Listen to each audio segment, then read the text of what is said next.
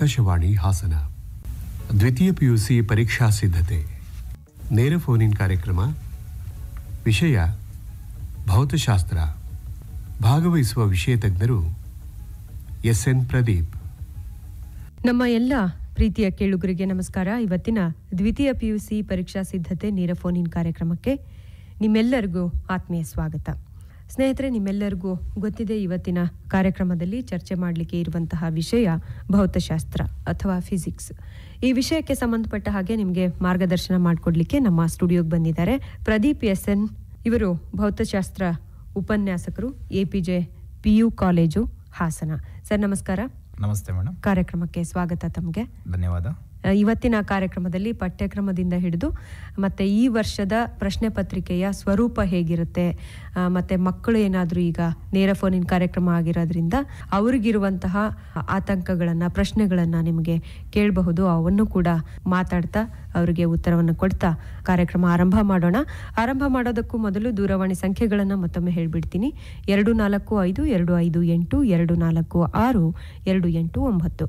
ಹಾಸನದ ಹೊರಗಿನಿಂದ ಕರೆ ಮಾಡುವವರು 08172 ಈ ಸಂಖ್ಯೆಗಳಿಗೆ ಕರೆ ಮಾಡಿ ಅವರ ಪ್ರಶ್ನೆಗಳನ್ನು ಕೇಳಬಹುದು ಅಂತ ಹೇಳ್ತಾ, ಮತ್ತೆ ರೇಡಿಯೋ ಇಲ್ಲ ಅಂತ ಅನ್ನೋರು ರೇಡಿಯೋ ಸೆಟ್ಟೇ ಬೇಕಂತೇನಿಲ್ಲ. ಈಗ ಮೊಬೈಲಲ್ಲಿ ಕೂಡ ರೇಡಿಯೋನ ಕೇಳಬಹುದು.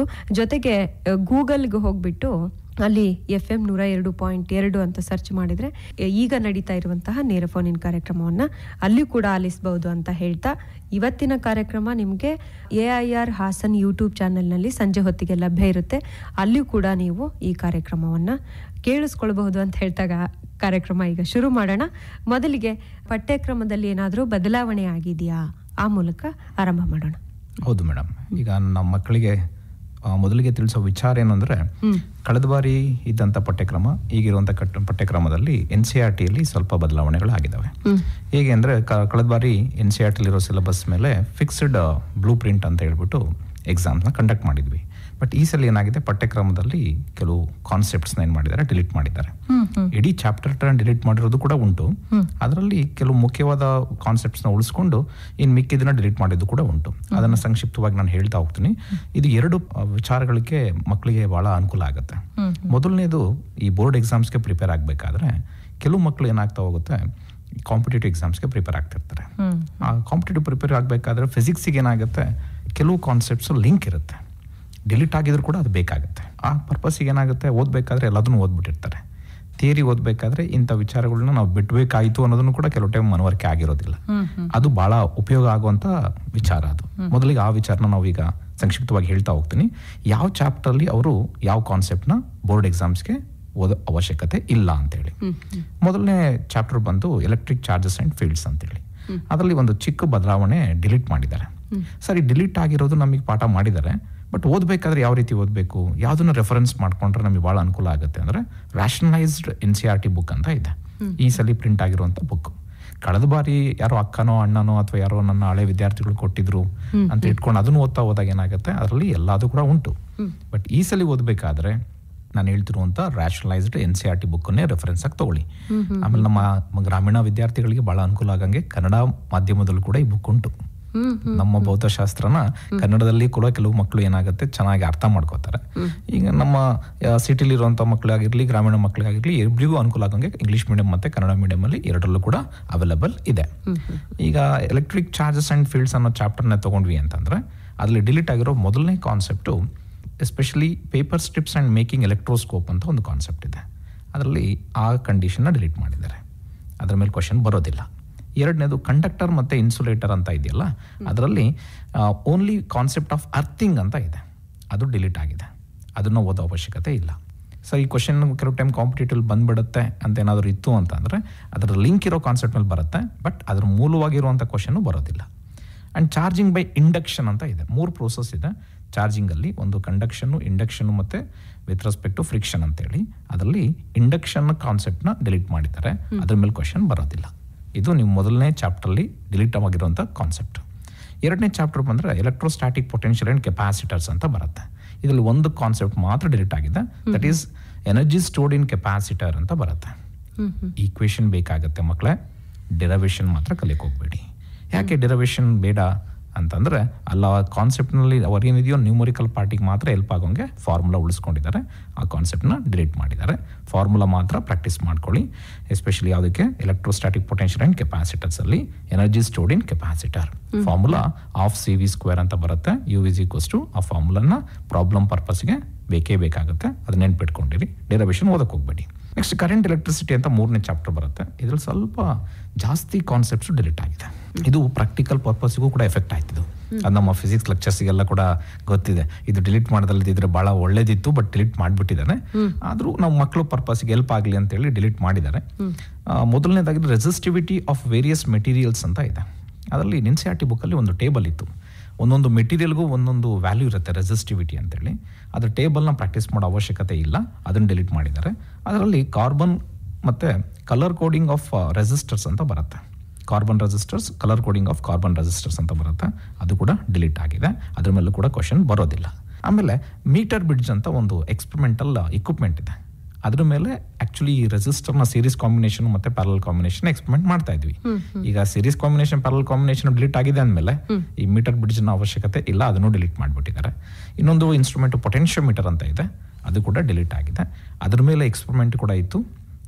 ಇಂಟರ್ನಲ್ ರೆಸಿಸ್ಟೆನ್ಸ್ ಆಫ್ ಸೆಲ್ ಅಂತ ಫೈಂಡ್ ಔಟ್ ಮಾಡೋ ಎಕ್ಸ್ಪೆರಿಮೆಂಟ್ ಇತ್ತು, ಅದು ಡಿಲೀಟ್ ಆಗಿದೆ. ಸೊ ಮಕ್ಕಳೇ 2 ಪರ್ಪಸ್ಗೆ ಇದೀಗ ಡಿಲೀಟ್ ಆಗಿದೆ. ಒಂದು ಬೋರ್ಡ್ ಎಕ್ಸಾಮ್ಸ್ಗೂ ಡಿಲೀಟ್ ಆಗಿದೆ, ಪ್ರಾಕ್ಟಿಕಲ್ ಪರ್ಪಸ್ಗೂ ಕೂಡ ಡಿಲೀಟ್ ಆಗಿದೆ. ಅದ್ರ ಮೇಲೆ ಯಾವುದೇ ಥರ ಎಕ್ಸ್ಪೆರಿಮೆಂಟು ಬರೋದಿಲ್ಲ ಮತ್ತು ಕ್ವಶನ್ಸ್ ಕೂಡ ಬರೋದಿಲ್ಲ. 3ನೇ ಚಾಪ್ಟರ್ ಕಂಪ್ಲೀಷನ್ ಆಯಿತು, ಕರೆಂಟ್ ಎಲೆಕ್ಟ್ರಿಸಿಟಿ. ಆ್ಯಂಡ್ 4ನೇ ಚಾಪ್ಟರ್ ಬಂದರೆ ಮೂವಿಂಗ್ ಚಾರ್ಜಸ್ ಆ್ಯಂಡ್ ಮ್ಯಾಗ್ನೆಟಿಸಮ್ ಅಂತೇಳಿ. ಇದರಲ್ಲಿ ತುಂಬ ಸಣ್ಣ ಕಾನ್ಸೆಪ್ಟ್ನ ಡಿಲೀಟ್ ಮಾಡಿದ್ದಾರೆ. ಮೊದಲನೇದಾಗಿ ವೆಲಾಸಿಟಿ ಸೆಲೆಕ್ಟಾರ್ ಅಂತ ಒಂದು ಕಾನ್ಸೆಪ್ಟ್, ಅದು ಡಿಲೀಟ್ ಆಗಿದೆ. ಇನ್ನೊಂದು ಸೈಕ್ಲೋಟ್ರಾನ್ ಒಂದು ಡಿವೈಸ್ ಇದೆ, ಅದು ಡಿಲೀಟ್ ಆಗಿದೆ. ಬಟ್ ಸೈಕ್ಲೋಟ್ರಾನ್ ಆದಮೇಲೆ ಸೊಲನಾಯ್ಡ್ ಅಂತ ಬರುತ್ತೆ. ಸೊಲನಾಯ್ಡ್ ಉಳಿಸ್ಕೊಂಡಿದ್ದಾರೆ, ಟೊರಾಯ್ಡ್ ಅನ್ನೋ ಇನ್ಸ್ಟ್ರೂಮೆಂಟನ್ನು ಡಿಲೀಟ್ ಮಾಡಿದ್ದಾರೆ. ಮಕ್ಕಳು ಇಲ್ಲಿ ಕನ್ಫ್ಯೂಷನ್ ಆಗಬೇಡಿ, ಸೊಲನಾಯ್ಡು ಮತ್ತು ಟೊರಾಯ್ಡ್ ಎರಡೂ ಡಿಲೀಟ್ ಆಗಿದೆ ಅಂತ ಅನ್ಕೊಳಕ್ಕೆ ಹೋಗಬೇಡಿ. ಸೊಲನಾಯ್ಡ್ ಇದೆ, ಟೊರಾಯ್ಡು ಡಿಲೀಟ್ ಆಗಿದೆ. ಇದಾದಮೇಲೆ magnetic dipole moment of a revolving electron ಅಂತ ಬರುತ್ತೆ. ಅಟಾಮಿಕ್ ಮ್ಯಾಗ್ನೆಟಿಸಮ್ ಅಂತ ಒಂದು ಕಾನ್ಸೆಪ್ಟು ಅಥವಾ ಅಟಾಮಿಕ್ ಮ್ಯಾಗ್ನೆಟಿಕ್ ಕಂಡೀಷನ್ಸ್ ಅಂತ ಬರುತ್ತೆ. ಇದೊಂದು ಡಿರವೇಷನ್ ಇತ್ತು. ಬೋರ್ ಮ್ಯಾಗ್ನೆಟಾನ್ ಅಂತ ಒಂದು ಕಾನ್ಸೆಪ್ಟ್ ಡಿರವೇಷನ್ ಇತ್ತು. ಆಮೇಲೆ ಗೈರೋ ಮ್ಯಾಗ್ನೆಟಿಕ್ ರೇಷಿಯೋ ಅಂತ ಕಾನ್ಸೆಪ್ಟ್ ಇತ್ತು, ಇದು ಡಿಲೀಟ್ ಆಗಿದೆ. ಇದ್ರ ಬಗ್ಗೆ ಓದೋ ಅವಶ್ಯಕತೆ ಇಲ್ಲ ಮಕ್ಕಳೇ. ಅದಾದಮೇಲೆ 5ನೇ ಚಾಪ್ಟರ್ ಬಂದು ಮ್ಯಾಗ್ನೆಟಿಸಮ್ ಆ್ಯಂಡ್ ಮ್ಯಾಟರ್ ಅಂತೇಳಿ. ಈ ಚಾಪ್ಟ್ರಲ್ಲಿ bar magnet as an equivalent solenoid ಅಂತ ಬರುತ್ತೆ. ಹಿಂದಿನ ಚಾಪ್ಟ್ರಲ್ಲಿ ಸೊಲನಾಯ್ಡ್ ಇದೆ, ಈ ಕಾನ್ಸೆಪ್ಟಲ್ಲಿ bar magnet as an equivalent solenoid. ಹಾಗಿದ್ರೆ ಇಡೀ ಕಾನ್ಸೆಪ್ಟ್ ಡಿಲೀಟ್ ಆಗಿದೆಯಾ ಸರ್? ಇಲ್ಲ. ಅದರಲ್ಲಿ ಮ್ಯಾಥಮೆಟಿಕಲ್ ಟ್ರೀಟ್ಮೆಂಟ್ ಅಂದರೆ ಡೆರಿವೇಷನ್ ಪಾರ್ಟ್ ಮಾತ್ರ ಡಿಲೀಟ್ ಆಗಿದೆ. But bar magnet as equivalent solenoid ಅನ್ನೋದು ಇದೆ. ಇದು ಡಿಲೀಟ್ ಆಗಿದೆ ಅಂತ ದಯಮಾಡಿ ಅನ್ಕೊಳಕ್ಕೆ ಹೋಗಬೇಡಿ, ಡೆರಿವೇಷನ್ ಮಾತ್ರ ಡಿಲೀಟ್ ಆಗಿರೋದು. The dipole in uniform magnetic field ಅಂತ ಇದೆ ಕಾನ್ಸೆಪ್ಟ್. ಇದು ಈಗ ಅಂದ್ರೆ ಡಿಲೀಟ್ ಆಗಿರುವಂತದ್ದು, ಅಂದ್ರೆ ಕೈ ಬಿಟ್ಟಿರುವಂತಹ ವಿಷಯ ಮಕ್ಕಳಿಗೆ ಈಗಾಗಲೇ ಗೊತ್ತಿರುತ್ತೆ. ಬಟ್ ಯಾಕೆ ಇದನ್ನ ಬಹಳ ನಾವು ಸ್ಟ್ರೆಸ್ ಮಾಡಿ ಹೇಳ್ತಾ ಇದ್ದೀನಿ ಅಂದ್ರೆ, 2 ತರ ನಾವು ಪಾಠ ಮಾಡ್ತಾ ಹೋಗ್ತೇವೆ. ಗ್ರಾಮೀಣ ಮಕ್ಕಳಿಗೆ ಈಗ ಪಾಠ ಮಾಡಬೇಕಾದ್ರೆ ಅವ್ರಿಗೆ ಬೋರ್ಡ್ಗೆ ಮಾತ್ರ ಪ್ರಿಪೇರ್ ಆಗ್ತಿದ್ರು ಅಂತ ಅನ್ಕೊಳ್ಳಿ. ಅಲ್ಲಿರೋ ಟೀಚರ್ ಅವ್ರು ಏನ್ ಮಾಡ್ತಾರೆ, ಅವರು ಹೇಳ್ಕೊಟ್ಟಿರ್ತಾರೆ, ಎಷ್ಟು ಪಾಠ ಮಾಡಿರ್ತಾರೋ ಅಷ್ಟು ಓದಿದ್ರೆ ಸಾಕಾಗುತ್ತೆ. ಮಕ್ಕಳು ಬೋರ್ಡ್ ಪಾಯಿಂಟ್ ಆಫ್ ವ್ಯೂ ಇಟ್ಕೊಂಡು ಪಾಠ ಮಾಡಿರೋದು ಉಂಟು. ಇನ್ನ ಕೆಲವು ಕಾಲೇಜಸ್ ಅಲ್ಲಿ ಬಂದಾಗ ಏನಾಗುತ್ತೆ, ಬೋರ್ಡು ಮತ್ತೆ competitive examinations like CET, NEET ಮತ್ತೆ JEE ಪ್ರಿಪೇರ್ ಆಗುವಂತ ಮಕ್ಕಳಿಗೆ ಎಲ್ಲ ವಾಸ್ಟ್ ಆಗಿ ಸಿಲೆಬಸ್ ಹೇಳ್ಕೊಟ್ಬಿಟ್ಟಿರ್ತಾರೆ. ಹಂಗ್ ಬಂದಾಗ ಏನಾಗುತ್ತೆ, ಈಗ ಕನ್ಫ್ಯೂಷನ್. ಇವನ್ ನಿಮಗೆ ನಾನೊಂದು ವಿಚಾರ ಹೇಳ್ತೇನೆ, ಕೆಲವು ಟೈಮ್ ಲೆಕ್ಚರ್ಸ್ ಕೂಡ ಕನ್ಫ್ಯೂಷನ್ ಇರುತ್ತೆ. ಯಾಕಂದ್ರೆ 10 ವರ್ಷ 15 ವರ್ಷದಿಂದ ಪಾಠ ಮಾಡಿರ್ತಾರೆ, ಎಲ್ಲಾ ಕಾನ್ಸೆಪ್ಟ್ ಹೇಳ್ಕೊಟ್ಬಿಟ್ಟಿರ್ತಾರೆ. ಕೆಲವು ಯಾವುದೋ ಒಂದು ಸೆನ್ಸ್ ಅಲ್ಲಿ ಏನಾಗಿರುತ್ತೆ, ಮರ್ತ್ ಬಿಟ್ಬಿಟ್ಟಿರ್ತೀವಿ. ಆ ತರ ಎಲ್ಲರೂ ಮಾಡಲ್ಲ, ಎಲ್ಲೋ ಒಂದ್ ಕಡೆ ಮಿಸ್ಟೇಕ್ ಆಗಿರೋ ಚಾನ್ಸಸ್ ಉಂಟು. ಈಗ ಮಕ್ಳಿಗೆ ಪ್ರಿಪರೇಷನ್ ಆಗ್ಬೇಕಾದ್ರೆ ತೊಂದರೆ ಆಗ್ಬಾರ್ದು ಅನ್ನೋ ಕಾರಣಕ್ಕೆ ಇದು ನಾನು ಸ್ಟ್ರೆಸ್ ಮಾಡಿ ಹೇಳ್ತಾ ಇದ್ದೀನಿ. ಈಗ ಬಾರ್ ಮ್ಯಾಗ್ನೆಟಿಸಮ್ ಕಾನ್ಸೆಪ್ಟ್ ಅಲ್ಲಿ ನಾನೀಗ ಹೇಳಿದಾಗೆ 2 ಕಾನ್ಸೆಪ್ಟ್ ಡಿಲೀಟ್ ಆಗಿದ್ದು. ಇನ್ನೊಂದು ಇದರಲ್ಲಿ ಅರ್ಧ ಚಾಪ್ಟರ್ ಡಿಲೀಟ್ ಆಗಿದೆ. ಇದು ನೀವು ಬಹಳ ಇಂಪಾರ್ಟೆಂಟ್ ಆಗಿ ನೆನ್ಪಿಟ್ಕೋಬೇಕು. ಅರ್ತ್ ಮ್ಯಾಗ್ನೆಟಿಸಮ್ ಅಂತ ಇದೆ. ಇಡೀ ನಮ್ಮ ಭೂಮಿ ಒಂದು ಮ್ಯಾಗ್ನೆಟ್ ಆಗಿರುವಂತ ಕಾನ್ಸೆಪ್ಟ್ ಅರ್ಧ ಚಾಪ್ಟರ್ ಇತ್ತು ಇದರಲ್ಲಿ, ಅದಷ್ಟು ಕೂಡ ಡಿಲೀಟ್ ಆಗಿದೆ. ಅರ್ತ್ ಮ್ಯಾಗ್ನೆಟಿಸಮ್ ಬಗ್ಗೆ ಕ್ವಶನ್ ಯಾವುದು ಕೂಡ ಬರಲ್ಲ ಮಕ್ಕಳೇ, ಇದ್ರ ಮೇಲೆ ಓದಕ್ಕೆ ಹೋಗ್ಬೇಡಿ. ಮುಂದಿನ ವರ್ಷ ಹೋದ ವರ್ಷ ಎಲ್ಲ ಏನಾಗ್ತಾ ಇತ್ತು, ಡಿಪ್ ಮತ್ತೆ ಡಿಕ್ಲಿನೇಷನ್ ಅನ್ನೋ ಕ್ವಶನ್ ಬಹಳ ಬರ್ತಾ ಇತ್ತು, ಹಾರಿಜಾಂಟಲ್ ಮ್ಯಾಗ್ನೆಟಿಸಮ್ ಅನ್ನೋ ಕ್ವಶನ್ ಬರ್ತಾ ಇತ್ತು. ಬಟ್ ಇಲ್ಲಿ ಯಾವ ಕ್ವಶನ್ ಅದ್ರ ಮೇಲೆ ಬರೋದಿಲ್ಲ. ಇದಾದ್ಮೇಲೆ ಪ್ಯಾರಾಮ್ಯಾಗ್ನೆಟಿಕ್ ಮತ್ತೆ ಡಯಾಮ್ಯಾಗ್ನೆಟಿಕ್ ಮತ್ತೆ ಫೆರೋಮ್ಯಾಗ್ನೆಟಿಕ್ ಅಂತ ಮ್ಯಾಗ್ನೆಟಿಕ್ ಮೆಟೀರಿಯಲ್ಸ್ ಇದೆ. ಈ 3 ಮೆಟೀರಿಯಲ್ಸ್ ಮೇಲೆ ಡಿಫರೆನ್ಸ್ ಕ್ವಶನ್ ಬಂದೇ ಬರುತ್ತೆ. ಬಟ್ ಇದ್ರಲ್ಲಿ ಯಾವ್ದು ಡಿಲೀಟ್ ಮಾಡಿದ್ದಾರೆ ಅಂತಂದ್ರೆ, ಒಂದು ಚಿಕ್ಕ ಕಾನ್ಸೆಪ್ಟ್ ಕ್ಯೂರಿಸ್ ಲಾ ಅಂತ ಬರುತ್ತೆ, ಅದು ಡಿಲೀಟ್ ಆಗಿದೆ ಮಕ್ಕಳೇ. ಆ ಕ್ಯೂರಿಸ್ ಲಾ ಅನ್ನೋ ಕಾನ್ಸೆಪ್ಟ್ ಮೇಲೆ ಕ್ವಶನ್ ಬರಲ್ಲ. ಸೊ ಕ್ಯೂರಿಸ್ ಲಾನ ಓದ್ಕೊಂಡು ಅದ್ರ ಮೇಲೆ ಏನಾದ್ರು ಕ್ವಶನ್ಸ್ ಅಂತ ನೀವು ಪ್ರಿಪೇರ್ ಆಗಿದೆ ಅಂದ್ರೆ ಅದು ಕೈ ಬಿಟ್ಟರು ಕೂಡ ನಡೆಯುತ್ತೆ. ಬಟ್ ನೆನಪಿರ್ಲಿ, ಆ 3 ಮೆಟೀರಿಯಲ್ನ ಡಿಫ್ರೆನ್ಸು ಮತ್ತು ಪ್ರಾಪರ್ಟೀಸ್ನ ಚೆನ್ನಾಗಿ ಓದ್ಕೊಳ್ಳಿ. ಆ ಚಾಪ್ಟರಲ್ಲಿ ಅತಿ ಮುಖ್ಯವಾಗಿ ಕ್ವಶನ್ ಬರೋದು ಅದ್ರ ಮೇಲೆ. ಈಗ ಉಳ್ಕೊಂಡಿರೋದೇ ಅದು. ಈ ಚಾಪ್ಟರಲ್ಲಿ ಅರ್ಧಕ್ಕರ್ಧ ಸಿಲೆಬಸ್ ಡಿಲೀಟ್ ಆಗಿದೆ ಅಂದರೆ ಮೇಜರ್ ಇಂಪಾರ್ಟೆಂಟ್ ಪಾಯಿಂಟ್ ಇರೋದೇ ಆ ಮೆಟೀರಿಯಲ್ಸ್ ಮೇಲೆ. ಸೊ ಅದ್ರ ಮೇಲೆ ಒಂದು ಕ್ವಶನ್ ಗ್ಯಾರಂಟಿ ಬರೋ ಚಾನ್ಸಸ್ಸು ಇದ್ದೇ ಇರುತ್ತೆ. ಅದನ್ನಂತೆ ರಿಪೀಟ್ ಮಾಡ್ತಾ ಇದ್ದೀನಿ, ಇದರಲ್ಲಿರೋ ಕ್ಯೂರಿಸ್ ಲಾ ಕಾನ್ಸೆಪ್ಟ್ ಮಾತ್ರ ಡಿಲೀಟ್ ಆಗಿದೆ. ಆಮೇಲೆ ಈ ಫೆರೋಮ್ಯಾಗ್ನೆಟಿಕ್ ಮೆಟೀರಿಯಲ್ ಮೇಲೆ ಮ್ಯಾಗ್ನೆಟಿಸಮ್ ಕಾನ್ಸೆಪ್ಟ್ ಇದೆ. ಅಂದರೆ ಒಂದು ವಸ್ತುನ ಏನು ಮಾಡ್ಬೋದು, ಮ್ಯಾಗ್ನೆಟಾಗಿ ಕನ್ವರ್ಟ್ ಮಾಡ್ಬೋದು. ಆ ಕನ್ವರ್ಟ್ ಮಾಡಬೇಕಾದ್ರೆ ಫೆರೋಮ್ಯಾಗ್ನೆಟಿಕ್ ಮೆಟೀರಿಯಲ್ನೇ ಚೂಸ್ ಮಾಡ್ತೀವಿ. ಆ ಮೆಟೀರಿಯಲ್ನ ಹಿಸ್ಟೆರಿಸಿಸ್ ಕಾನ್ಸೆಪ್ಟ್ ಅಂತ ಒಂದು ಬರುತ್ತೆ ಮ್ಯಾಗ್ನೆಟಿಸಮ್ ಮಾಡಬೇಕಾದ್ರೆ, ಅದು ಕೂಡ ಡಿಲೀಟ್ ಆಗಿದೆ. ಆಮೇಲೆ ಫೆರೋಮ್ಯಾಗ್ನೆಟಿಕ್ ಮೆಟೀರಿಯಲ್ನ ಪರ್ಮನೆಂಟ್ ಮ್ಯಾಗ್ನೆಟ್ ಆಗಿ ಮತ್ತು ಎಲೆಕ್ಟ್ರೋಮ್ಯಾಗ್ನೆಟ್ ಆಗಿ ಪ್ರಿಪೇರ್ ಮಾಡ್ಬೋದು. ಆ ಕಾನ್ಸೆಪ್ಟ್ ಕೂಡ ಡಿಲೀಟ್ ಆಗಿದೆ. ಅದನ್ನು ಕೂಡ ಓದೋ ಅವಶ್ಯಕತೆ ಇಲ್ಲ. ಬಟ್ ಈ ಕಾನ್ಸೆಪ್ಟಲ್ಲಿ 3 ಮೆಟಲ್ ಬಗ್ಗೆ ಮಾತ್ರ ನೀಟಾಗಿ ಓದಿ. ನಾನು ತುಂಬ ಸ್ಟ್ರೆಸ್ ಮಾಡ್ತಿರೋ ಯಾಕೆ ಅಂದರೆ ಈ ಕ್ವಶನ್ ಬಂದೇ ಬರುತ್ತೆ. ಇನ್ನು 6ನೇ ಚಾಪ್ಟರ್ ಬಂದರೆ ಎಲೆಕ್ಟ್ರೋಮ್ಯಾಗ್ನೆಟಿಕ್ ಇಂಡಕ್ಷನ್ ಅಂತೇಳಿ ಎನರ್ಜಿ ಕನ್ಸಿಡರೇಷನ್ ಕ್ವಾಂಟಿಟೇಟಿವ್ ಸ್ಟಡಿ ಅಂತ ಬರುತ್ತೆ. ಅದು ಒಂದು ಬೇಸಿಕ್ ಕಾನ್ಸೆಪ್ಟ್ ಬರುತ್ತೆ ಇನಿಷಿಯಲ್ ಆಗಿ. ಅದ್ರ ಮೇಲೆ ಕ್ವಶನ್ ಬರೋದಿಲ್ಲ, ಡಿಲೀಟ್ ಆಗಿದೆ. ಇನ್ನೊಂದು ಎಡ್ಡಿ ಕರೆಂಟ್ ಅಂತ ಬರುತ್ತೆ. ಆ್ಯಕ್ಚುಲಿ ಈ ಇಂಡಕ್ಷನ್ ಕಾನ್ಸೆಪ್ಟ್ ಒಳಗಡೆ ಈ ಎಡ್ಡಿ ಕರೆಂಟ್ ಮೇಲೆ ಒಂದು ಕ್ವಶನ್ ಯಾವಾಗಲೂ ಬರ್ತಾ ಇತ್ತು. ಎಡ್ಡಿ ಕರೆಂಟ್ ಅಂದ್ರೆ ಏನು, ಅದ್ರ ಸಿಗ್ನಿಫಿಕೆನ್ಸ್ ಏನು ಅಂತ ಕ್ವಶನ್ ಕೇಳ್ತಾ ಇದ್ರು. ಬಟ್ ಈಗ ಕಾನ್ಸೆಪ್ಟೇ ಡಿಲೀಟ್ ಆಗಿದೆ, ಅದ್ರ ಮೇಲೆ ಯಾವುದು ಕೂಡ ಕ್ವಶನ್ ಬರೋದಿಲ್ಲ ಮಕ್ಕಳೇ. ಈ ಚಾಪ್ಟರ್ ಆದಮೇಲೆ ಇನ್ನೊಂದು ಕಾನ್ಸೆಪ್ಟ್ ಇದೆ ಇದರಲ್ಲಿ, charging and discharging of A capacitor ಅಂತ ಕಾನ್ಸೆಪ್ಟ್ ಇದೆ. ಇದುವರೆಗೂ ಯಾವಾಗಲೂ ಕೂಡ ಕ್ವಶನ್ ಅದು ಬಂದಿರಲಿಲ್ಲ, ಈಗ ಅದು ಡಿಲೀಟ್ ಆಗಿದೆ. ಅದ್ರ ಮೇಲೆ ಯಾವುದು ಕ್ವಶನ್ ಬರಲ್ಲ. ಆ್ಯಂಡ್ ಮ್ಯಾಗ್ನೆಟಿಸಮ್ ಮತ್ತು ಡಿಮ್ಯಾಗ್ನೆಟೈಸೇಷನ್ ಆಫ್ ಎನ್ ಇಂಡಕ್ಟರ್ ಅಂತ ಇದೆ, ಇದು ಕೂಡ ಕ್ವಶನ್ ಬರೋದಿಲ್ಲ ಯಾವ ಚಾಪ್ಟರ್ಲಿ, ಎಲೆಕ್ಟ್ರೋಮ್ಯಾಗ್ನೆಟಿಕ್ ಇಂಡಕ್ಷನಲ್ಲಿ. 7ನೇ ಚಾಪ್ಟರ್ ಬಂದರೆ ಆಲ್ಟರ್ನೇಟಿಂಗ್ ಕರೆಂಟ್ ಅಂತೇಳಿ. ಇದರಲ್ಲಿ analytical solution of series LCR circuit ಅಂತ ಇದೆ. ಇದ್ರ ಮೇಲೆ ಕ್ವಶನ್ ಮುಂಚೆ ಬರ್ತಾ ಇತ್ತು, ಬಟ್ ಈಗ analytical solution of series LCR circuit ಮೇಲೆ ಯಾವುದೇ ಥರದ ಕ್ವಶನ್ ಬರೋದಿಲ್ಲ. ಇನ್ನು 2 ಕಾನ್ಸೆಪ್ಟ್ ಡಿಲೀಟ್ ಆಗಿದೆ. ಒಂದು ರೆಸೊನೆನ್ಸ್ ಅಂತ ಹೇಳ್ಬಿಟ್ಟು, ಇಲ್ಲಿ ಮಕ್ಕಳಲ್ಲಿ ಕನ್ಫ್ಯೂಷನ್ ಆಗ್ತಾರೆ. ರೆಸೊನೆನ್ಸ್ ಅಂತಂದ್ರೆ ಓಲ್ ರೆಸೊನೆನ್ಸ್ ಡಿಲೀಟ್ ಆಗಿದೆ ಅಂತ ಅನ್ಕೊಂಡ್ಬಿಡ್ತಾರೆ. ಒಳಗಡೆ ಕಾನ್ಸೆಪ್ಟ್ ಏನು ಹೇಳಿದ್ದಾರೆ, ಶಾರ್ಪ್ನೆಸ್ ಆಫ್ ರೆಸೊನೆನ್ಸ್ ಅಂತ ಮಾತ್ರ ಡಿಲೀಟ್ ಆಗಿದೆ ಮಕ್ಕಳೇ. ನೀವು ರೆಸೊನೆನ್ಸ್ ಅಂದ ತಕ್ಷಣ ಅಲ್ಲಿ ರೆಸೊನೆನ್ಸ್ ಫ್ರೀಕ್ವೆನ್ಸಿ ಡೆರಿವೇಷನ್ ಒಂದಿದೆ ಚಿಕ್ಕದಾಗಿ, ಆ ಕ್ವಶನ್ ಇಂಪಾರ್ಟೆಂಟ್, ಅದ್ರ ಮೇಲೆ ಪ್ರಾಬ್ಲಮ್ ಕೂಡ ಬರುತ್ತೆ. ಅದು ಡಿಲೀಟ್ ಆಗಿದೆ ಅಂತ ದಯಮಾಡಿ ಅನ್ಕೊಳಕ್ ಹೋಗ್ಬೇಡಿ. ಆ ರೆಸೊನೆನ್ಸ್ ಫ್ರೀಕ್ವೆನ್ಸಿ ಮೇಲೆ ಕ್ವಶನ್ ಬರುತ್ತೆ, ಬಟ್ ಶಾರ್ಪ್ನೆಸ್ ಆಫ್ ರೆಸೊನೆನ್ಸ್ ಮೇಲೆ ಕ್ವಶನ್ ಯಾವುದು ಬರೋದಿಲ್ಲ. ಇನ್ನೊಂದು LC ಆಸಿಲೇಷನ್ಸ್ ಅಂತ ಒಂದು ಎಕ್ಸ್ಪೆರಿಮೆಂಟಲ್ ಎಕ್ಸ್ಪ್ಲನೇಷನ್ ಇದೆ. ಅದು ಒಂದು 8 ಮಾರ್ಕ್ಸಿಗೆ ಬರುವಂಥ ಕ್ವಶನ್. ನಮ್ಮ ಫಿಸಿಕ್ಸಲ್ಲಿ ಎಲ್ಲೂ ಕೂಡ 8 ಮಾರ್ಕ್ಸಿಗೆ ಅಂತ ಇರುವಂಥ ಕ್ವಶನ್ಸ್ ಬರ್ತಿಲ್ಲ, ಇರೋದು ಇಲ್ಲ. ಅದಕ್ಕೆ ಆ ಹೋಲ್ ಕಾನ್ಸೆಪ್ಟ್ನ LC ಆಸಿಲೇಷನ್ಸ್ನ ತೆಗೆದಿದ್ದಾರೆ. Because of some higher order concepts ಇರೋದ್ರಿಂದ ಈಗೆಲ್ಲ ಮುಂದಿನ ಇಂಜಿನಿಯರಿಂಗ್ ಹೋದಾಗ ಅವ್ರು ಓದ್ಕೋಬಹುದು ಅನ್ನೋ ಕಾರಣಕ್ಕೆ. ಆ್ಯಂಡ್ ಇನ್ನೊಂದು ಅದರ ಎಕ್ಸ್ಪ್ಲನೇಷನ್ಗೂ ಕೂಡ ಇಲ್ಲಿರುವಂಥ ಕಾನ್ಸೆಪ್ಟ್ಗೂ ಕೂಡ ಎಕ್ಸ್ಪ್ಲನೇಷನ್ ಥಿಂಕಿಂಗ್ ಬೇಕಾಗುತ್ತೆ ಮಕ್ಕಳಿಗೆ ಅನ್ನೋದಕ್ಕೋಸ್ಕರ ಅದನ್ನು ಡಿಲೀಟ್ ಮಾಡ್ತಾ ಹೋಗಿದ್ದಾರೆ. LC ಆಸಿಲೇಷನ್ಸ್ ಕೂಡ ಡಿಲೀಟ್ ಆಗಿದೆ ಮಕ್ಕಳೇ. ಇನ್ನು 8ನೇ ಚಾಪ್ಟರ್ ಬಂದರೆ ಎಲೆಕ್ಟ್ರೋಮ್ಯಾಗ್ನೆಟಿಕ್ ವೇವ್ಸ್ ಅಂತೇಳಿ. ಇದು ಒಂದು ಚಿಕ್ಕ ಚಾಪ್ಟರು. ಇದ್ರ ಮೇಲೆ ಈಸಿಯಾಗಿ ಕೂಡ ಮಕ್ಕಳು ಕ್ವಶನ್ಸಲ್ಲೇ ಆನ್ಸರ್ ಮಾಡ್ಬೋದು. ಅದು ಇದರಲ್ಲಿ ಒಂದೇ ಒಂದು ಕಾನ್ಸೆಪ್ಟ್ ಡಿಲೀಟ್ ಆಗಿರೋದು, ನೇಚರ್ ಆಫ್ ಎಲೆಕ್ಟ್ರೋಮ್ಯಾಗ್ನೆಟಿಕ್ ವೇವ್ಸ್ ಅಂತ ಹೇಳ್ಬಿಟ್ಟು. ಇದು ಡಿಲೀಟ್ ಆಗಿದೆ. ಅದರಲ್ಲಿ ಡಿಲೀಟ್ ಓನ್ಲಿ ಅಬೌಟ್ ಈಥರ್ ಅನ್ನೋ ಒಂದು ಮೀಡಿಯಂ ಬರುತ್ತೆ. ಆ ಈಥರ್ ಅನ್ನೋ ಕಾನ್ಸೆಪ್ಟ್ ಮೇಲೆ ಏನಾದ್ರು ಕ್ವಶನ್ ಇದೆ ಅಂತಂದ್ರೆ ಅದು ಕೂಡ ಡಿಲೀಟ್ ಆಗಿದೆ, ಅದ್ರ ಓದೋ ಅವಶ್ಯಕತೆ ಇಲ್ಲ. ನಾನು ಇಷ್ಟೊಂದು ಕೇಳಿದ್ದು ಮಕ್ಕಳೇ ವಾಲ್ಯೂಮ್ 1 ಫಿಸಿಕ್ಸ್ ಅಲ್ಲಿ ವಾಲ್ಯೂಮ್ 1 8 ಚಾಪ್ಟರ್ ಅಲ್ಲಿ ಇಷ್ಟು ಕಾನ್ಸೆಪ್ಟ್ ಡಿಲೀಟ್ ಆಗಿದೆ. ನೆನ್ಪಿಡ್ಕೊಳ್ಳಿ, ಇಲ್ಲಿ ಯಾವುದೋ ಚಾಪ್ಟರ್ ಡಿಲೀಟ್ ಆಗಿಲ್ಲ, ಚಾಪ್ಟರ್ ಒಳಗಡೆ ಇರೋ ಒಂದು ಕಾನ್ಸೆಪ್ಟ್ಸ್ ಡಿಲೀಟ್ ಆಗ್ತಾ ಬಂದಿದೆ. ಅಂಡ್ 2ನೇ ವಾಲ್ಯೂಮ್ ಅಂತ ಬಂದಾಗ ಇಲ್ಲಿ ನಿಮಗೆ ಆಪ್ಟಿಕ್ಸ್ ಮತ್ತೆ ಮಾಡರ್ನ್ ಫಿಸಿಕ್ಸ್ ಮತ್ತೆ ಸಾಲಿಡ್ ಸ್ಟೇಟ್ ಅಂತ ಬರುತ್ತೆ. ಅದರಲ್ಲಿ ಮೊದಲಿಗೆ ಆಪ್ಟಿಕ್ಸ್ ಅಲ್ಲಿ ಡಿಲೀಟ್ ಆಗಿರುವಂಥ ಕಾನ್ಸೆಪ್ಟ್ನ ನೆನ್ಪಿಟ್ಕೊಳ್ಳಿ. ಫಸ್ಟ್ ಚಾಪ್ಟರ್ ಅದರಲ್ಲಿ 9th ಚಾಪ್ಟರ್ ರೇ ಆಪ್ಟಿಕ್ಸ್ ಅಂಡ್ ಆಪ್ಟಿಕಲ್ ಇನ್ಸ್ಟ್ರೂಮೆಂಟ್ಸ್ ಅಂತ ಬರುತ್ತೆ. ಇಲ್ಲಿ ರಿಫ್ರಾಕ್ಷನ್ ಅಂತ ಬರುತ್ತೆ. Delete only advance Sunrise and delayed sunset. ಇದು ಡಿಲೀಟ್ ಆಗಿದೆ ಮಕ್ಕಳೇ. Advance Sunrise and delayed sunset ಅಂತ ಹೇಳಿ 4 minutes advance Sunrise and 4 minutes delayed sunset ಅಂತ ಬರ್ತಿತ್ತು. ಇದ್ರ ಮೇಲೆ 2 minutes ಅರ್ಲಿ 2 minutes ಡಿಲೇ ಅಂತ ಹೇಳಿ ಇದ್ರ ಮೇಲೆ ಯಾವ್ದು ಕ್ವಶನ್ಸ್ ಬರೋದಿಲ್ಲ. ಇನ್ನೊಂದು ಟೋಟಲ್ ಇಂಟರ್ನಲ್ ರಿಫ್ಲೆಕ್ಷನ್ ಅಪ್ಲಿಕೇಶನ್ಸ್ ಅಲ್ಲಿ ಮಿರೇಜ್ ಮತ್ತೆ ಡೈಮಂಡ್ ಅಂತ ಬರುತ್ತೆ. ಸೊ ಮಿರೇಜು ಡೈಮಂಡು ಕ್ವಶನ್ ಬರೋದಿಲ್ಲ ಇದರಲ್ಲಿ. ಬಟ್ ಅದೇ applications of total internal reflection ಅಲ್ಲಿ ನಿಮಗೆ ಮಿರೇಜು ಡೈಮಂಡ್ ಬಿಟ್ರೆ ಉಳ್ಕೊಳ್ಳೋದು ಯಾವುದು, ಅದರ ಅಪ್ಲಿಕೇಶನ್ಸ್ ನೆನ್ಪಿಟ್ಕೊಳ್ಳಿ. ಫಾರ್ ಎಕ್ಸಾಂಪಲ್ ಆಪ್ಟಿಕಲ್ ಫೈಬರ್, ಅದ್ರ ಕ್ವಶನ್ ಬಂದೇ ಬರುತ್ತೆ. ಆಪ್ಟಿಕಲ್ ಫೈಬರ್ನ ಅಪ್ಲಿಕೇಶನ್ಸ್ ಕೇಳೋ ಚಾನ್ಸಸ್ ಇರುತ್ತೆ. ಆಮೇಲೆ ಟೋಟಲ್ ಇಂಟರ್ನಲ್ ರಿಫ್ಲೆಕ್ಷನ್ ಇನ್ ಪ್ರಿಸಮ್ ಅಂತ ಇದೆ, ಅದ್ರ ಮೇಲೆ ಕ್ವಶನ್ ಬರುತ್ತೆ. ಬಟ್ ಡೈಮಂಡು ಮತ್ತೆ ಮಿರೇಜ್ ಇದೆಯಲ್ಲ, ಅದು ಕ್ವಶನ್ ಯಾವುದು ಬರೋದಿಲ್ಲ. Next some natural phenomena due to sunlight ಅಂತ ಇದೆ, ಅದ್ರ ಮೇಲಿರೋ ಕ್ವಶನ್ಸು ಡಿಲೀಟ್ ಆಗಿದೆ. ರೈನ್ಬೋ ಡಿಲೀಟ್ ಆಗಿದೆ, ಸ್ಕ್ಯಾಟ್ರಿಂಗ್ ಆಫ್ ಲೈಟ್ ಕೂಡ ಡಿಲೀಟ್ ಆಗಿದೆ. ಇದೆರಡು ಕೂಡ ರೇ ಆಪ್ಟಿಕ್ಸ್ ಮತ್ತೆ ಆಪ್ಟಿಕಲ್ ಇನ್ಸ್ಟ್ರೂಮೆಂಟ್ ಅಲ್ಲಿ ಡಿಲೀಟ್ ಆಗಿರುವಂಥ ಕಾನ್ಸೆಪ್ಟ್. ಇನ್ನು ಹಳೆ ಬುಕ್ಕಲ್ಲಿ ರೇ ಆಪ್ಟಿಕ್ಸ್ ಅಲ್ಲಿ ಏನಿರುತ್ತೆ ಅಂತಂದ್ರೆ ಹ್ಯೂಮನ್ ಐ ಅಂತ ಇತ್ತು. ಆ ಹ್ಯೂಮನ್ ಐ ಅನ್ನೋದು ಹೋದ ವರ್ಷನ್ ಕೂಡ ಡಿಲೀಟ್ ಆಗಿದೆ. ಸೊ ಈ ವರ್ಷನ್ ಕೂಡ ಅದು ಡಿಲೀಟ್ ಆಗಿದೆ. ಹ್ಯೂಮನ್ ಐ ಅನ್ನೋದನ್ನ ಆಪ್ಟಿಕಲ್ ಇನ್ಸ್ಟ್ರೂಮೆಂಟ್ ಅಲ್ಲಿ ಈಗಲೂ ಓದಕ್ಕೆ ಹೋಗ್ಬೇಡಿ. ಅಂಡ್ ಆ ಕಾನ್ಸೆಪ್ಟ್ ಕಾಂಪಿಟೇಟಿವ್ ಕೂಡ ಇರೋದಿಲ್ಲ. ಬಟ್ ಅದ್ರಲ್ಲಿ 2 ಇನ್ಸ್ಟ್ರೂಮೆಂಟ್ ಬರುತ್ತೆ, ಮೈಕ್ರೋಸ್ಕೋಪ್ ಮತ್ತೆ ಟೆಲಿಸ್ಕೋಪ್ ಅಂತ ಹೇಳಿ. ಅದ್ರ ಮೇಲೆ ಕ್ವಶನ್ ಬಂದೇ ಬರುತ್ತೆ. ಬಟ್ ಒಂದು ಸಣ್ಣ ಕನ್ಫ್ಯೂಷನ್ ಆಗ್ತಾರೆ ಮಕ್ಕಳು ಅಂದ್ರೆ ಮುಂದಿನ ಚಾಪ್ಟರ್ ಕೂಡ ಆಪ್ಟಿಕಲ್ ಇನ್ಸ್ಟ್ರೂಮೆಂಟ್ಸ್ ಅಂತ ಬರುತ್ತೆ, ಅಲ್ಲಿ resolving power of optical instruments ಅಂತ ಕಾನ್ಸೆಪ್ಟ್ ಡಿಲೀಟ್ ಆಗಿದೆ. ಆ ತರ ಅನ್ಕೊಂಡು ಏನ್ ಮಾಡ್ತಾರೆ ಮಕ್ಕಳು, ರೇ ಆಪ್ಟಿಕ್ಸ್ ಅಲ್ಲೂ ಕೂಡ ಡಿಲೀಟ್ ಆಗಿದೆ ಅಂತ ಅನ್ಕೊಂಡ್ಬಿಟ್ಟಿರ್ತಾರೆ. ಸ್ವಲ್ಪ ಗಮನದಲ್ಲಿ ಇಟ್ಕೋಬೇಕು ಮಕ್ಕಳೇ. ರೇ ಆಪ್ಟಿಕ್ಸ್ ಅಲ್ಲಿರೋ ಆಪ್ಟಿಕಲ್ ಇನ್ಸ್ಟ್ರೂಮೆಂಟ್ಸ್ ಕ್ವಶನ್ಸ್ ಇರುತ್ತೆ, ಬಟ್ ಅದೇ ನೀವು ವೇ ಆಪ್ಟಿಕ್ಸ್ ಬಂದಾಗ resolving power of optical instruments concept delete ಆಗಿರುತ್ತೆ.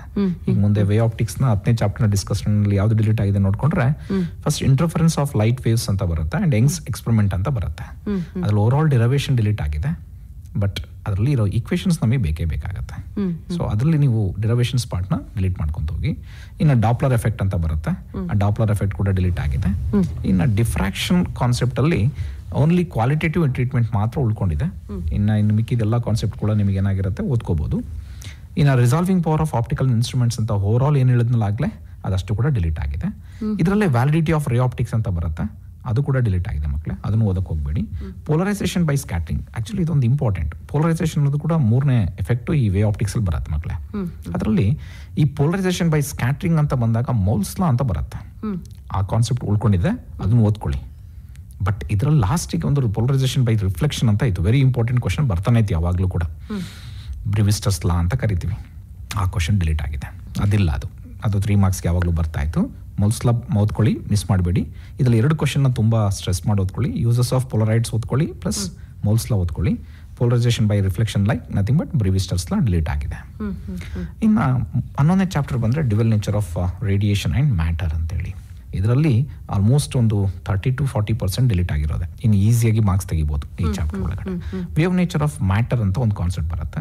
ಇಲ್ಲಿ derivation with respect to de Broglie wavelength of accelerated electron ಅನ್ನೋದು ಡಿಲೀಟ್ ಆಗಿದೆ. ಆಮೇಲೆ ಐಸನ್ಬರ್ಗ್ ಅನ್ಸರ್ಟಿನಿಟಿ ಡಿಲೀಟ್ ಆಗಿದೆ. ಮಕ್ಕಳು ನೀವು ಪಾಠ ಕೇಳಿದಾಗ ನೆನಪಿರುತ್ತೆ, ನಿಮ್ಮ ಟೀಚರ್ ಆಗಿರ್ಬೋದು ಅಥವಾ ಯಾವುದೇ ಮಾಸ್ಟರ್ ಆಗಿರ್ಬೋದು ನಿಮ್ಗೆ ಹೇಳ್ಕೊಟ್ಟಿರ್ತಾರೆ ಅಪ್ ಟು ಐನ್ಸ್ಟೀನ್ಸ್ ಫೋಟೋಎಲೆಕ್ಟ್ರಿಕ್ ಎಕ್ಸ್ಪೆರಿಮೆಂಟ್ ಅಂತ ಬರುತ್ತೆ, ಅಥವಾ ಐನ್ಸ್ಟೀನ್ಸ್ ಫೋಟೋಎಲೆಕ್ಟ್ರಿಕ್ ಎಕ್ಸ್ಪ್ಲನೇಷನ್ ಅಂತ ಬರುತ್ತೆ. ಅಲ್ಲಿ ತನಕ ಯಾವುದೂ ಕಾನ್ಸೆಪ್ಟ್ ಡಿಲೀಟ್ ಆಗಿರಲ್ಲ. ಅಲ್ಲಿ ತನಕ ಏನೇನು ಹೇಳ್ಕೊಟ್ಟಿದ್ರು ಅದನ್ನೆಲ್ಲದನ್ನು ಕೂಡ ಸ್ಪಷ್ಟವಾಗಿ ಓದ್ಕೊಳ್ಳಿ. ಅಷ್ಟರೊಳಗಡೆ ಕೂಡ ಕ್ವಶನ್ ಬಂದೇ ಬರುತ್ತೆ. ಅದಾದ್ಮೇಲೆ ಮ್ಯಾಟರ್ ವೇವ್ ಅನ್ನೋ ಕಾನ್ಸೆಪ್ಟ್ಗೆ ಎಂಟರ್ ಆಗ್ತೀವಿ. ಎಂಟರ್ ಆದಾಗ ನಿಮಗೆ ಡಿ ಬ್ರಾಗ್ಲಿ ವೇವ್ ಲೆಂತ್ ನ ಡೆರಿವೇಶನ್ ಮಾಡಿಸಿರ್ತಾರೆ. ಕಾಂಪಿಟೇಟಿವ್ ಪರ್ಪಸ್ಗೆ ಎರಡನ್ನೂ ಹೇಳ್ಕೊಟ್ಟಿರ್ತಾರೆ. ಒಂದು ಫೋಟಾನಿಗೆ ಹೇಳ್ಕೊಟ್ಟಿರ್ತಾರೆ, ಇನ್ನೊಂದು ಎಲೆಕ್ಟ್ರಾನಿಕ್ ಹೇಳ್ಕೊಟ್ಟಿರ್ತಾರೆ. ಈ ಥಿಯರಿಗೆ ಓದ್ಕೋಬೇಕಾದ್ರೆ ಎಲೆಕ್ಟ್ರಾನ್ನ ಡೆರಿವೇಶನ್ನು ನಿಮಗೆ ಥಿಯರಿ ಎಕ್ಸಾಮಿಗೆ ಬರಲ್ಲ, ಅದು ಡಿಲೀಟ್ ಆಗಿರುತ್ತೆ. ಫೋಟಾನ್ ಏನಿದೆಯೋ, ಫೋಟಾನ್ ಪ್ರಾಪರ್ಟೀಸ್ ಏನಿದೆಯೋ ಅದು ಬಂದೇ ಬರುತ್ತೆ. ನೀವು ಮ್ಯಾಟರ್ ವೇವ್ ಅಂತ ಹೆಡ್ಡಿಂಗ್ ಇತ್ತು ಅನ್ಕೊಂಡ್ಬಿಟ್ಟು ಅಲ್ಲಿರೋ ಎಲ್ಲ ಕಾನ್ಸೆಪ್ಟ್ ಡಿಲೀಟ್ ಆಗಿದೆ ಅಂದ್ಬಿಟ್ಟು ಕನ್ಫ್ಯೂಷನ್ ಆಗ್ತೀರಾ, ಅದಾಗಬೇಡಿ, ಅದು ಇಂಪಾರ್ಟೆಂಟ್. ಆಮೇಲೆ ಡೇವಿಸ್ ಅಂಡ್ ಜರ್ಮರ್ ಎಕ್ಸ್ಪೆರಿಮೆಂಟ್ ಅಂತ ಲಾಸ್ಟಿಗೆ ಬರ್ತಾ ಇತ್ತು. ಪ್ರತಿ ಸಲ ಕ್ವಶನ್ ಅದ್ರ ಮೇಲೆ ಅದರ ಒಂದು ಕ್ವಶನ್ ಬರ್ತಾನೆ ಇತ್ತು. ಈಗ ಡಿಲೀಟ್ ಆಗಿದೆ. ವೇವ್ ನೇಚರ್ ಆಫ್ ಎಲೆಕ್ಟ್ರಾನ್ನ ಪ್ರೂವ್ ಮಾಡುವಂಥ ಎಕ್ಸ್ಪೆರಿಮೆಂಟ್ ಅದು ಡೇವಿಸ್ ಅಂಡ್ ಜರ್ಮರ್ ಎಕ್ಸ್ಪೆರಿಮೆಂಟು, ಅದು ಡಿಲೀಟ್ ಆಗಿದೆ. ಆಮೇಲೆ the history of wave particle flip flop ಅಂತ ಇತ್ತು. ಥಿಯರಿಟಿಕಲ್ ಕ್ವಶನ್ ಕೇಳೋಕೆ ಅದೊಂದು ಭಾಳ ಹೆಲ್ಪ್ ಆಗ್ತಾ ಇತ್ತು. ಈಗ ಅದು ಕೂಡ ಅಪೆಂಡಿಕ್ಸ್ ಪಾರ್ಟಲ್ಲಿ ಅದು ಡಿಲೀಟ್ ಆಗಿರುತ್ತೆ. ಇನ್ನು ಅದರಲ್ಲಿ ಡಿಲೀಟೆಡ್ ಸಿಲೆಬಸ್ ಅಂತ ಕ್ವಶನ್ ಎಲ್ಲ ಹೇಳ್ಬೇಕಾದ್ರೆ ಮ್ಯಾಕ್ಸಿಮಮ್ ಎಕ್ಸಸೈಸ್ ಕ್ವಶನ್ಸ್ ಡಿಲೀಟ್ ಆಗಿರುವಂಥದ್ದು ಈ ಚಾಪ್ಟರ್ಲೆ. ಸೊ ಸುಮಾರು ನಿಮಗೆ ಕಾನ್ಸೆಪ್ಟು ಸ್ವಲ್ಪ ಏನಂತ ಟ್ರಿಕಿಯಾಗಿ ಕ್ವಶನ್ ಕೇಳೋದನ್ನ ಈ ಚಾಪ್ಟರ್ನಿಂದ ಕೈ ಬಿಟ್ಟಿದೆ. ಸೊ ಈಸಿಯಾಗಿ ಮಾರ್ಕ್ಸ್ ತೆಗಿಬಹುದು ಡ್ಯುವೆಲ್ ನೇಚರಲ್ಲಿ, ಥಿಯರಿಗೂ ಮತ್ತೆ ಕಾಂಪಿಟೇಟಿವ್ಗೂ. ಇನ್ನು 12ನೇ ಚಾಪ್ಟರ್ ಬಂತು ಅಂತ ಬಂದ್ರೆ ಆಟಮ್ಸ್ ಅಂತೇಳಿ. ಈ ಚಾಪ್ಟರ್ಲಿ ಮುಂಚೆ ಏನ್ ಮಾಡ್ಬೇಕಿತ್ತು ಅಂದ್ರೆ ಮಕ್ಕಳು ತುಂಬಾ ಡೆರಿವೇಶನ್ ಓದ್ಕೋಬೇಕಾಗಿತ್ತು. ಈಗೇನೆಲ್ಲ ಮಕ್ಳಿಗೆ ಸ್ವಲ್ಪ ಈಸಿನೇ ಆಗೋಗ್ಬಿಟ್ಟಿದೆ. ಇದ್ರಲ್ಲಿ 1 ಡೆರಿವೇಶನ್ ಓದ್ಕೊಂಡ್ಬಿಟ್ರೆ ಸಾಕು. ವೈಟೇಜ್ ಕೂಡ ಕಡಿಮೆ, ಡಿಲೀಟೆಡ್ ಆಗಿರೋದು ಸ್ವಲ್ಪ ಜಾಸ್ತಿ ಆಗಿದೆ. ಸ್ಪೆಕ್ಟ್ರಲ್ ಸೀರೀಸ್ ಅಂತ ಕಾನ್ಸೆಪ್ಟ್ ಇದೆ, ಇದು ಓವರ್ ಆಲ್ ಡಿಲೀಟ್ ಆಗಿದೆ. ಮಕ್ಕಳ ಬಾಮರ್ ಸೀರೀಸು, ಲೈಮನ್ ಸೀರೀಸು, ಪಾಸ್ಟನ್ನು, ಪಿ ಫಂಡು, ಬ್ರಾಕೆಟು, ಈ ಇಷ್ಟು 5 ಸೀರೀಸ್ ಬಗ್ಗೆ ಕ್ವಶನ್ಸ್ ಏನಾದರೂ ಕೇಳ್ತಿದ್ವಿ ಮುಂಚೆ ಅಂತಂದ್ರೆ ಅದು ಈಗಿದೆ ಡಿಲೀಟ್ ಆಗಿದೆ. In Bohr's model of hydrogen atom over all delete ಆಗಿದೆ ಅಂತ ದಯಮಾಡಿ ಅನ್ಕೋಬೇಡಿ. ಅದರಲ್ಲಿ ರೇಡಿಯಸ್ನ ಡೆರಿವೇಶನ್ ಡಿಲೀಟ್ ಆಗಿದೆ, ಬಟ್ ಈಕ್ವೇಷನ್ ನಿಮಗೆ ಪ್ರಾಬ್ಲಮಿಗೆ ಬೇಕಾಗುತ್ತೆ. ಅದ್ರಲ್ಲಿ ಎನರ್ಜಿ ಡೆರಿವೇಶನ್ ಬೇಕಾಗುತ್ತೆ, ಮರಿಬೇಡಿ. ಎನರ್ಜಿ ಡೆರಿವೇಶನ್ ಓದ್ಕೊಳ್ಳಿ, NCERT ಬುಕ್ಕಲ್ಲಿ ಅದನ್ನ ಆಸ್ ಇಟ್ ಇಸ್ ಹಾಗೆ ಉಳಿಸ್ಕೊಂಡಿದ್ದಾರೆ. ಇನ್ನು line spectra of hydrogen atom return only qualitative treatment ಅಂತ ಇದೆ. ಅಂಡ್ ಲೈನ್ ಸ್ಪೆಕ್ಟ್ರಮ್ ಕಾನ್ಸೆಪ್ಟ್ ಅಲ್ಲಿ ಈಕ್ವೇಷನ್ಸ್ ಏನ್ ಬರುತ್ತೋ ಅದನ್ನ ನೀವು ಓದ್ಕೊಳ್ಳೇಬೇಕಾಗುತ್ತೆ. ಅದ್ರ ಮೇಲೆ ಪ್ರಾಬ್ಲಮ್ಸ್ ಬಹಳ ಹೆಲ್ಪ್ ಆಗೇ ಆಗುತ್ತೆ. ಇನ್ನು ನ್ಯೂಕ್ಲಿಯರ್ ಚಾಪ್ಟರ್ ಬಂತು ಅಂದ್ರೆ over all radioactivity completely delete ಆಗಿದೆ.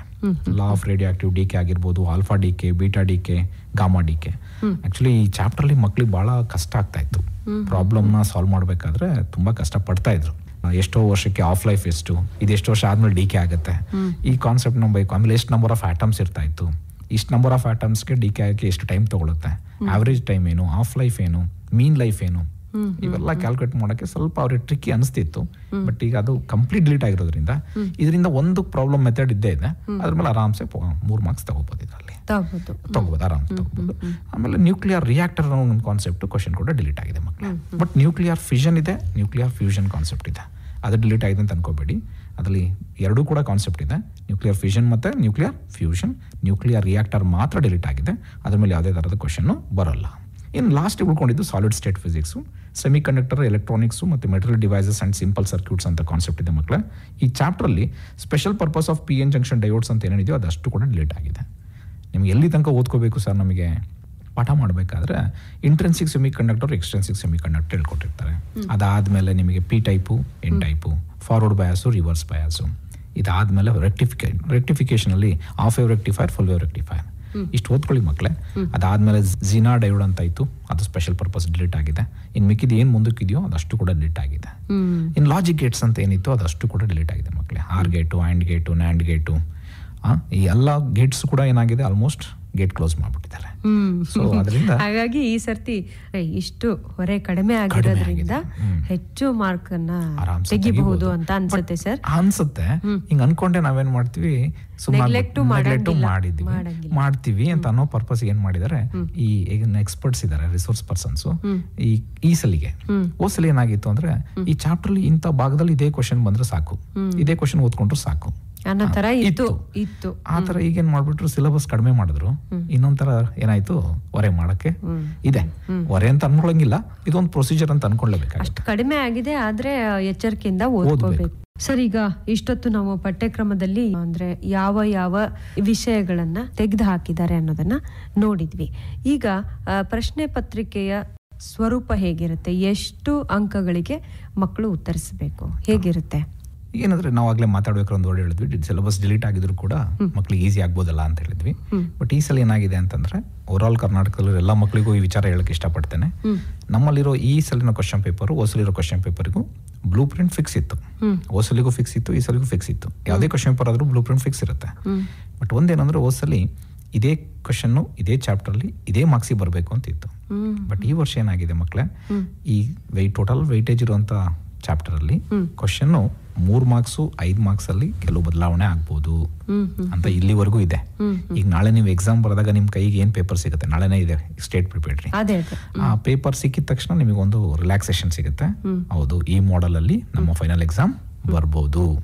ಇಲ್ಲಿ ತನಕ ನಮ್ಮ ಎಲ್ಲಾ ಟೀಚರ್ಸ್ ಆಗಿರ್ಬೋದು, ಇವನ್ ಬ್ಲೂ ಪ್ರಿಂಟ್ ಪ್ರಿಪೇರ್ ಮಾಡಿರೋ ಪರ್ಸನ್ ಆಗಿರ್ಬೋದು, ಇರೋದು ಒಂದೇ ಒಂದು ಆಂಬಿಗ್ಯೂಟಿ ಅಂತ ಕರಿತೀವಿ, ಅಥವಾ ಕನ್ಫ್ಯೂಷನ್ ಅಂದ್ರೆ ಇಲ್ಲ ಕೊಂಚ ಬದಲಾವಣೆ ಆಗೋ ಅವಶ್ಯಕತೆ ಇದೆ, ಅವಕಾಶ ಇದೆ ಅಂತ ಕೆಳಗಡೆ ಮೆನ್ಷನ್ ಮಾಡಿದ್ದಾರೆ. ಸೊ ಅದರಿಂದ ನೀವು ಏನ್ ಮಾಡಿ, ಈ ಕ್ವಶನ್ ಪೇಪರ್ ಹೇಗಿರುತ್ತೆ, ಅದ್ರ ರೂಪರೇಷೆ ಏನು, ಇದಕ್ಕೆ ಏನ್ ಮಾಡ್ಬೋದು ನಾವು ಅನ್ನೋದನ್ನು ಕೂಡ ಈಗ ಸಂಕ್ಷಿಪ್ತವಾಗಿ ವಿಚಾರ ಮಾಡ್ತಾ ಹೋಗೋಣ. ಬ್ಲೂ ಪ್ರಿಂಟ್ ನ ಬಂದಾಗ ಈ ಸಲಿಗೆ ಈಸಿಯಾಗಿ 46 ಮಾರ್ಕ್ಸ್ ಬರಬೇಕು ಅಂತಿದೆ, ಆವರೇಜ್ ಆಗಿ 46 ಮಾರ್ಕ್ಸ್ ಬರಬೇಕು ಅಂತಿದೆ, ಮತ್ತೆ ಡಿಫಿಕಲ್ಟ್ ಒಂದು 23 ಮಾರ್ಕ್ಸ್.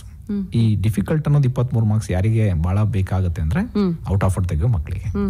ಈಸಿ 46 ಮಾರ್ಕ್ಸ್ ಇದೆ, ಸೊ ಆರಾಮ್ಸಾಗಿ ತೆಗಿಬೇಕಾದ್ರೆ 21 ಮಾರ್ಕ್ಸ್ ಮಕ್ಕಳು ಇವನ್ ತುಂಬಾ ಕಷ್ಟಪಡ್ತಿದ್ರು ಕೂಡ 46 ಮಾರ್ಕ್ಸ್ ತೆಗೆಯೋ ತನಕ ವ್ಯವಸ್ಥೆ ಕ್ವಶನ್ ಪೇಪರ್ ಇರುತ್ತೆ. ಇನ್ನು ಆವರೇಜ್ ಮಕ್ಕಳು 46 ಮಾರ್ಕ್ಸ್ ಕೂಡ ತೆಗಿಬಹುದು ಅಂತ. ಅಂದ್ರೆ ಒಟ್ಟು ಎಷ್ಟಿಗೆ ಇರುತ್ತೆ ಈಗ? ಟೋಟಲ್ 70 ಮಾರ್ಕ್ಸ್ ಎಕ್ಸಾಮ್ ಬರೀತಾರೆ. 70 ಮಾರ್ಕ್ಸ್ಗೆ ಎಕ್ಸಾಮ್ ಬರೀಬೇಕು. ಹೌದು, 115 ಮಾರ್ಕ್ಸ್ಗೆ ಕ್ವಶನ್ ಪೇಪರ್ ರೆಡಿ ಇರುತ್ತೆ. ಇವನ್ ವಿತ್ ಏನಿರುತ್ತೆ ಆಪ್ಷನ್ಸ್ ಕೂಡ ಇರುತ್ತಲ್ವಾ, ಆಪ್ಷನ್ಸ್ ಬಿಟ್ಟು ಎಕ್ಸಾಮ್ ಬರೆದಾಗ 70 ಮಾರ್ಕಿಗೆ ಬರಿಬೇಕಾಗುತ್ತೆ. ಈಸಿ ಕ್ವಶನ್ 40, ಇನ್ನ 30 practical. Physics, chemistry, biology, computer ಸೈನ್ಸ್ಗೆ 70 ಮತ್ತೆ 30.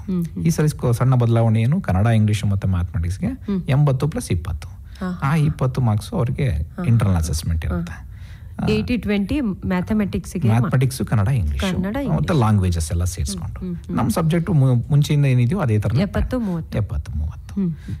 ಈಗ ಈಸಿ 46, ಆವರೇಜ್ 46 ಅಂತಂದಾಗ ಆವರೇಜ್ ಸ್ಟೂಡೆಂಟ್ಸ್ ಆರಾಮ್ಸಾಗಿ ಡಿಸ್ಟಿಂಕ್ಷನ್ ತೆಗಿಬಹುದು. ಈಗ ಔಟ್ ಆಫ್ ತೆಗಿಯೋ ಮಕ್ಕಳು ಪಾಪ ಸ್ವಲ್ಪ ಕೆಲವು ಕಡೆ ಫೋಕಸ್ ಮಾಡ್ಬೇಕಾಗತ್ತೆ, ಅದನ್ನ ನಾನು ಕೂಲಂಕುಷವಾಗಿ ಹೇಳ್ಕೊಡ್ತಾ ಹೋಗ್ತೇನೆ.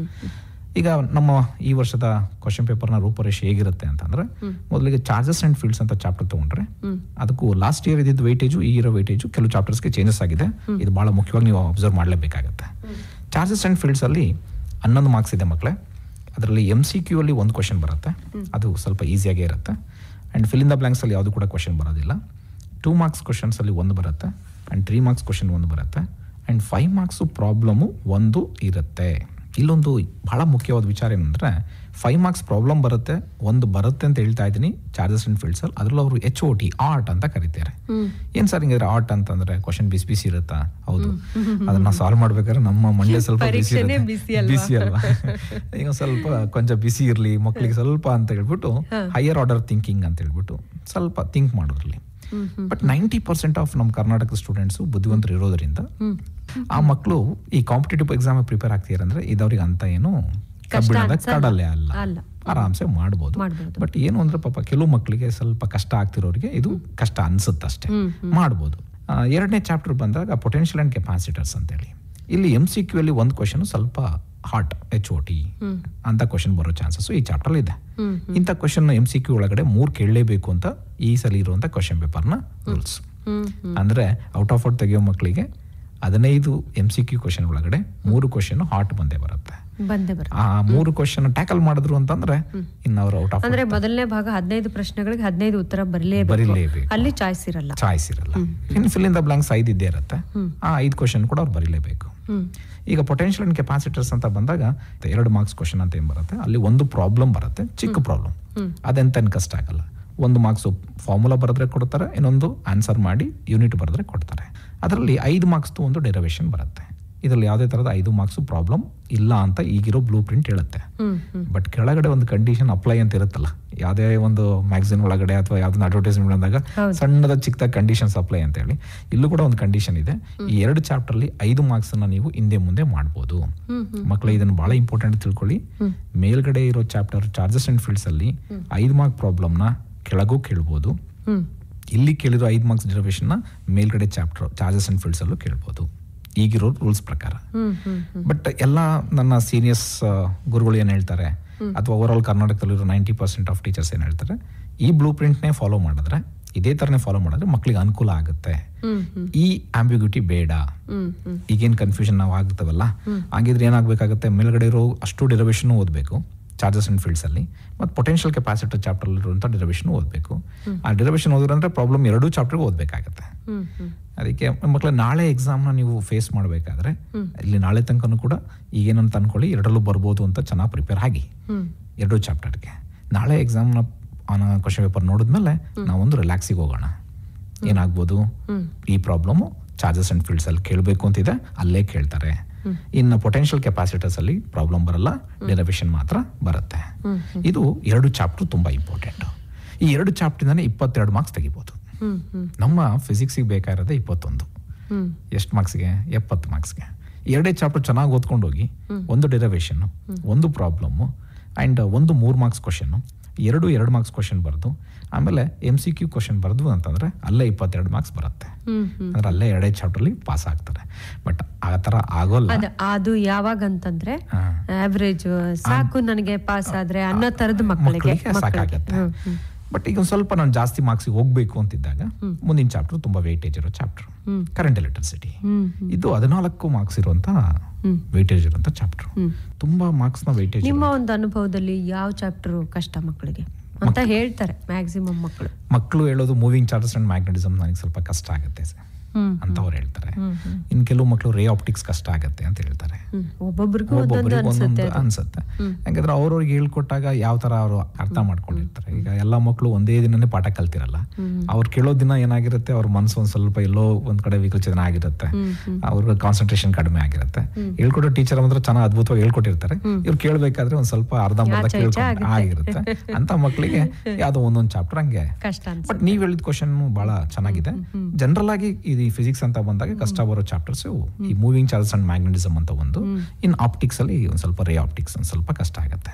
ಅದ್ಬಿಟ್ಟು ಎಲ್ಲಾ ಚಾಪ್ಟರ್ ಈಸಿ ಇರುವಂತ ಚಾಪ್ಟರ್ಸ್. ಸೊ ಕರೆಂಟ್ ಎಲೆಕ್ಟ್ರಿಸಿಟಿಲಿ ಮಕ್ಕಳೇ ಒಂದು MCQ ಬರುತ್ತೆ, ಇಲ್ಲ ಅಂತ ಏನ್ ಕಷ್ಟದ ಕ್ವಶನ್ ಬರಲ್ಲ. ಇನ್ನು 3 ಮಾರ್ಕ್ಸ್ ಒಂದು ಕ್ವಶನ್ ಬರುತ್ತೆ, 5 ಮಾರ್ಕ್ಸ್ ಒಂದು ಡೆರಿವೇಶನ್ ಬಂದೇ ಬರುತ್ತೆ. ಈ ಹಿಂದಿನ ಚಾಪ್ಟರ್ ಇತ್ತಲ್ಲ confusion, charges and fields potential capacitors ಅಲ್ಲಿ, ಆ ಚಾಪ್ಟರ್ ಓದ್ಬೇಕಾ ಇದೆಲ್ಲ ಹಂಗಲ್ಲ. ಇಲ್ಲಿರೋದು ಫಿಕ್ಸ್. ಕರೆಂಟ್ ಎಲೆಕ್ಟ್ರಿಸಿಟಿನ ನೀವು ಓದ್ಕೊಂಡ್ರಿ ಅಂತಂದ್ರೆ ಅಲ್ಲೇ ನಿಮಗೆ 14 ಮಾರ್ಕ್ಸ್ ಬಂದ್ಬಿಡುತ್ತೆ. ಇಲ್ಲ ಸರ್ ನನಗೆ MCQ ಮಾಡಕ್ ಆಗ್ತಾ ಇಲ್ಲ, ನನಗೆ 3 ಮಾರ್ಕ್ಸ್ ಕ್ವಶನ್ 5 ಮಾರ್ಕ್ಸ್ ಕ್ವಶನ್ ಚೆನ್ನಾಗಿ ಬರೀತೀನಿ ಅಂದ್ರೆ ಅಲ್ಲಿ 8 ಮಾರ್ಕ್ಸ್ ತಗೋಬಹುದು. 3 marks derivation and 5 marks derivation ಇರೋದೊಂದು 6 ಡೆರಿವೇಶನ್ ಓದ್ಕೊಂಡ್ಬಿಟ್ರೆ 8 ಮಾರ್ಕ್ಸ್ ಬಂದ್ಬಿಡುತ್ತೆ. ಇನ್ನು ಒಂದು ಪ್ರಾಬ್ಲಮ್ ಇದ್ದೇ ಇದೆ, ಆ ಒಂದು ಪ್ರಾಬ್ಲಮ್ ಕೂಡ ಹೈಯರ್ ಆರ್ಡರ್ ಥಿಂಕಿಂಗ್. ಇನ್ನು ಮೂವಿಂಗ್ ಚಾರ್ಜಸ್ ಆ್ಯಂಡ್ ಮ್ಯಾಗ್ನೆಟಿಸಮ್, ಇದಕ್ಕಿಂತ ಸ್ವಲ್ಪ ಇದೊಂಥರ ಚಿಕ್ಕಪ್ಪ ಇದ್ದಂಗೆ ಕರೆಂಟ್ ಎಲೆಕ್ಟ್ರಿಸಿಟಿಗೆ 12 ಮಾರ್ಕ್ಸ್ ಇರುವಂಥದ್ದು. ನೀವು ಆಗಲೇ ಕೇಳಿದ್ರೆ ಸ್ವಲ್ಪ ಕಷ್ಟದ ಚಾಪ್ಟರ್ ಯಾವುದು ಅಂತಂದಾಗ ಇದನ್ನು ಹೇಳಿದೆ. ಬಟ್ ಹಂಗಂತೇಳಿ ಇದನ್ನು ನೀಟಾಗಿ ವರ್ಕ್ ಮಾಡಿದ್ರೆ ಅಥವಾ ನೀಟಾಗಿ ಏನಾದರೂ ಅವ್ರ ಆನ್ಸರ್ಸ್ನ ಕಲ್ತ್ಕೊಂಡ್ರು ಅಂತಂದರೆ ಆರಾಮ್ಸೆ ಕ್ವಶನ್ ಬರುತ್ತೆ. ಇಲ್ಲೂ ಕನ್ಫ್ಯೂಷನ್ ಫ್ಯಾಕ್ಟರ್ಸ್ ಇಲ್ಲ. 5 ಮಾರ್ಕ್ಸ್ದು ಒಂದು ಕ್ವಶನ್ ಆರಾಮಾಗಿ ಬರಿಬೋದು. ಇಲ್ಲಿ ನಿಮಗೆ 3 ಡಿರವೇಷನ್ ಬರುತ್ತೆ, ಆ 3ರಲ್ಲಿ ಒಂದು ಕ್ವಶನ್ ಬಂದೇ ಬರುತ್ತೆ. ಯಾವುದರಲ್ಲಿ? Moving charges and magnetism. For example, current carrying circular coil ಅಂತ ಇದೆ, ಅದಕ್ಕೆ ಮ್ಯಾಗ್ನೆಟಿಕ್ ಫೀಲ್ಡ್ನ ನೀವು ಡಿರೈವ್ ಮಾಡಿ ಅಲಾಂಗ್ ಆಕ್ಸಿಯಲ್ ಲೈನ್ ಅಂತ ಇದೆ. ಇನ್ನೊಂದು ಕ್ವಶನ್ ಬರುತ್ತೆ, force between the 2 current carrying conductors when they are place parallel to each other and define 1 ampere ಅಂತ ಇದೆ. ಇನ್ನೊಂದು question torque on a current carrying loop ಅಂತ ಬರುತ್ತೆ. ಈ 3 ಕ್ವಶನಲ್ಲಿ ಒಂದು ಕ್ವಶನ್ 5 ಮಾರ್ಕ್ಸಿಗೆ ಬಂದ್ಬಿಡುತ್ತೆ. 3 ಓದಿದ್ರು ಅಂದರೆ ಒಂದು ಕ್ವಶನ್ ಬರಿಬೋದು. ಇನ್ನು 3 ಮಾರ್ಕ್ಸ್ ಕ್ವಶನ್ ಒಂದು ಬರುತ್ತೆ, 2 ಮಾರ್ಕ್ಸ್ ಒಂದು ಕ್ವಶನ್ ಬರುತ್ತೆ, ಒಂದು ಫಿಲ್ ಇನ್ ದ ಬ್ಲಾಂಕ್ಸ್ ಬರುತ್ತೆ. ಮಕ್ಕಳೇ, ಕರೆಂಟ್ ಎಲೆಕ್ಟ್ರಿಸಿಟಿ ತನಕ ಯಾವುದು ಕೂಡ ಫಿಲ್ ಇನ್ ದ ಬ್ಲಾಂಕ್ಸ್ ಬರಲ್ಲ. ನಿಮಗೆ fill in the blanks start ಆಗಿದೆ ಈ ಮೂವಿಂಗ್ ಚಾರ್ಜಸ್ ಆ್ಯಂಡ್ ಮ್ಯಾಗ್ನೆಟಿಸಮ್ ಇಂದ. ನಿಮಗೆ ಉಪಯೋಗ ಆಗೋಂಗೆ ಏನು ಅಂತಂದರೆ ಮೇಲ್ಗಡೆ ಆನ್ಸರ್ಸ್ ಇರುತ್ತೆ ಬ್ರಾಕೆಟಲ್ಲಿ, ಅದು ನೋಡ್ಕೊಂಡು ನೀವು ಆರಾಮ್ಸೆ ಆನ್ಸರ್ ಮಾಡ್ಬೋದು. ಇನ್ನೊಂದು MCQ ಕ್ವಶನ್ ಒಂದು ಬಂದೇ ಬರುತ್ತೆ. ಇನ್ನು 6ನೇ ಚಾಪ್ಟರ್ ಮ್ಯಾಗ್ನೆಟಿಸಮ್ ಆ್ಯಂಡ್ ಮ್ಯಾಟರ್ ಬಂದಾಗ ಇಲ್ಲಿ ಒಂದು MCQ ಕ್ವಶನ್ ಬರುತ್ತೆ, ಅದು ಕೂಡ ಹಾರ್ಡ್ ಕ್ವಶನ್. ಸೊ ಈ ಹಾರ್ಡ್ ಕ್ವಶನ್ ಅಂತ ಬಂದಾಗ ಸ್ವಲ್ಪ ಟ್ರಿಕಿ ಇರುವಂಥ ಕ್ವಶನ್ಸು. ಸರ್, ಈ ಹಾರ್ಡ್ ಕ್ವಶನ್ ಟ್ಯಾಕಲ್ ಮಾಡೋದು ಹೇಗೆ ಅಂತ ಕೆಲವು ಟೈಮ್ ಅನ್ಸುತ್ತೆ ಮಕ್ಕಳಿಗೆ. ಅದಕ್ಕೆ ನೀವು ಮಾಡಬೇಕಾರೋ ಕೆಲಸ, NCERT ಬುಕ್ನ ತಗೊಳ್ಳಿ, ಅಲ್ಲಿ ಎಕ್ಸಸೈಸ್ ಅಂತ ಇರುತ್ತೆ. ನೀಟಾಗಿ ಆ ಬುಕ್ ಚಾಪ್ಟರ್ಲಿರೋ ಎಕ್ಸಸೈಸ್ ಕ್ವಶನ್ಸ್ನ ನೀಟಾಗಿ ಓದ್ಕೊಂಡ್ರೆ ಆಸ್ ಇಟ್ ಈಸ್ ಅದನ್ನು ಕ್ವಶನ್ಸ್ ಬರೋ ಚಾನ್ಸಸ್ ಇರುತ್ತೆ. ಬಿಕಾಸ್ ಕ್ವಶನ್ ಪೇಪರ್ ಪ್ರಿಪೇರ್ ಮಾಡೋರಿಗೆ ಏನು ಮಾಡಿರ್ತಾರೆ, ಬೇರೆ ಯಾವುದು ಬುಕ್ ಕೊಟ್ಟಿರಲ್ಲ, ಅವ್ರು ಫಾಲೋ ಮಾಡಬೇಕಾಗಿರೋದೇ NCERT ಬುಕ್. ಅದಕ್ಕೆ NCERTಲಿರೋ ವರ್ಡ್ಸು ಕೂಡ ಕೆಲವು ಟೈಮ್ ಹಂಗೆ ತೊಗೊಂಡು ಏನು ಮಾಡಿರ್ತಾರೆ, ಕ್ವಶನ್ಸ್ನ ರೈಸ್ ಮಾಡಿರ್ತಾರೆ. ಅದಕ್ಕೆ ಆಯಾ ಚಾಪ್ಟರ್ನ ಎಕ್ಸಸೈಸ್ ಕ್ವಶನ್ಸ್ನ ಚೆನ್ನಾಗಿ ಓದ್ಕೊಂಡ್ರು ಸಾಕು. MCQನ ಆರಾಮ್ಸಾಗಿ ಏನು ಮಾಡ್ಬೋದು, ಟ್ಯಾಕಲ್ ಮಾಡ್ಬೋದು. ಇನ್ನು ಕೆಲವು ಕಾಂಪಿಟೇಟಿವ್ ಪ್ರಿಪೇರ್ ಆಗ್ತಿರೋ ಮಕ್ಕಳಿಗೆ ಇದೇನು ಕಷ್ಟ ಆಗೋದಿಲ್ಲ. ಅದು MCQ ಪ್ರಿಪೇರ್ ಆಗಬೇಕಾದ್ರೆ ನೀವು ಮಾಡಬೇಕಾರೋ ಮೊದಲನೇ ಏನು ಇಂಟು ಅಥವಾ ಟೆಕ್ನಿಕ್ ಅಂತಂದರೆ, ಕ್ವಶನ್ ಓದ್ಕೊಳ್ಳಿ ಮಕ್ಕಳೇ, ಆನ್ಸರು ನೀವು ಮೈಂಡ್ ಒಳಗಡೆ ಇದೆ ಅಂತ ನೀವು ಯೋಚನೆ ಮಾಡಿ. ಫಾರ್ ಎಕ್ಸಾಂಪಲ್, ಫಸ್ಟೇ ಆಪ್ಷನ್ ನೋಡೋಕೆ ಹೋಗಬೇಡಿ, ಕ್ವಶನ್ ನೀಟಾಗಿ ಓದ್ಕೊಂಡು ನನಗೆ ಆನ್ಸರ್ ಗೊತ್ತು ಅಂದರೆ ಓಕೆ. ಅದರ್ವೈಸ್ ಏನು ಮಾಡಿ, ಒಂದು ಕರೆ ಇದೆ ನೋಡ್ಬಿಟ್ಟು ಮುಂದುವರ್ಸೋಣ. ಖಂಡಿತ. ನಮಸ್ಕಾರ. ನಮಸ್ತೆ ಮ್ಯಾಮ್. ತಮ್ಮ ಹೆಸರು ಹೇಳ್ಬಿಟ್ಟು ಪ್ರಶ್ನೆ ಕೇಳಿ. ಮ್ಯಾಮ್, ನನ್ನ ಹೆಸರು ನವ್ಯ ಅಂತ, ಹಾಸನಿಂದ ಕಾಲ್ ಮಾಡ್ತಿರೋದು. ನಮ್ಗೆ ಪ್ರಾಬ್ಲಮ್ ಮೇನ್ ಆಗ್ತಾ ಇರೋದು ಪ್ರಾಬ್ಲಮ್ಸ್ ನ್ಯೂಮರಿಕಲ್ಸ್ ಟೈಪ್ ಅಲ್ಲಿ. ನಮ್ಗೆ ನ್ಯೂಮರಿಕಲ್ಸ್ ಹಾರ್ಟ್ಸ್ ಬರುತ್ತಲ್ಲ, ಅದ್ರಲ್ಲಿ ನಮ್ಗೆ AC ಏನೋ ಆಲ್ಟರ್ನೇಟಿಂಗ್ ಕರೆಂಟ್ ಅಂತ ಅಂದ್ಬಿಟ್ಟು ನಾವು ಚಾಪ್ಟರ್ ಅಲ್ಲಿ ಮಾಡ್ಕೋತೀವಿ. ಬಟ್ ಎಲೆಕ್ಟ್ರಿಕ್ ಚಾರ್ಜಸ್ ಮತ್ತೆ ಕರೆಂಟ್ ಎಲೆಕ್ಟ್ರಿಸಿಟಿ ಚಾಪ್ಟರ್ ಅಲ್ಲಿ ಹಾರ್ಟ್ಸ್ ನ ನಾವು ಯಾವ ಟಾಪಿಕ್ ಮೇಲೆ ಕಲಿಬೇಕು ಅಂತ ನಮಗೆ ಗೊತ್ತಾಗಲ್ಲ ಮ್ಯಾಮ್. ಹೇಳ್ತಾರೆ, ಉತ್ತರ ಹೇಳ್ತಾರೆ sir. Navya, yes sir. Charges and fields ಮತ್ತೆ ಪೊಟೆನ್ಷಿಯಲ್ ಕೆಪಾಸಿಟರ್ಸ್ ನ ಪ್ರಿಪೇರ್ ಆಗಬೇಕಾದ್ರೆ ಚಾರ್ಜಸ್ ಅಲ್ಲಿ ಫೋರ್ಸ್ ಆನ್ ಮಲ್ಟಿಪಲ್ ಚಾರ್ಜಸ್ ಬರುತ್ತೆ. Okay sir. ಫಾರ್ ಸ್ಕ್ವೇರ್ ಆಗಿರ್ಬೋದು, ಟ್ರಯಾಂಗಲ್ ಆಗಿರ್ಬೋದು, ರೆಕ್ಟಾಂಗಲ್ ಆಗಿರ್ಬೋದು.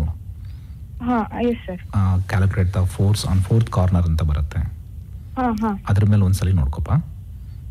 ಅದಾದ್ಮೇಲೆ ನಲ್ ಪಾಯಿಂಟ್ ಅಂತ ಬರುತ್ತಪ್ಪ. ನಲ್ ಪಾಯಿಂಟ್ ಅಂದ್ರೆ ಗೊತ್ತಾಗುತ್ತಾ, force between the 2 charges is 0. Position ನ ಕ್ಯಾಲ್ಕುಲೇಟ್ ಮಾಡಕ್ಕೆ ಆ ಪ್ರಾಬ್ಲಮ್ ಓದ್ಕೊಳ್ಳಿ.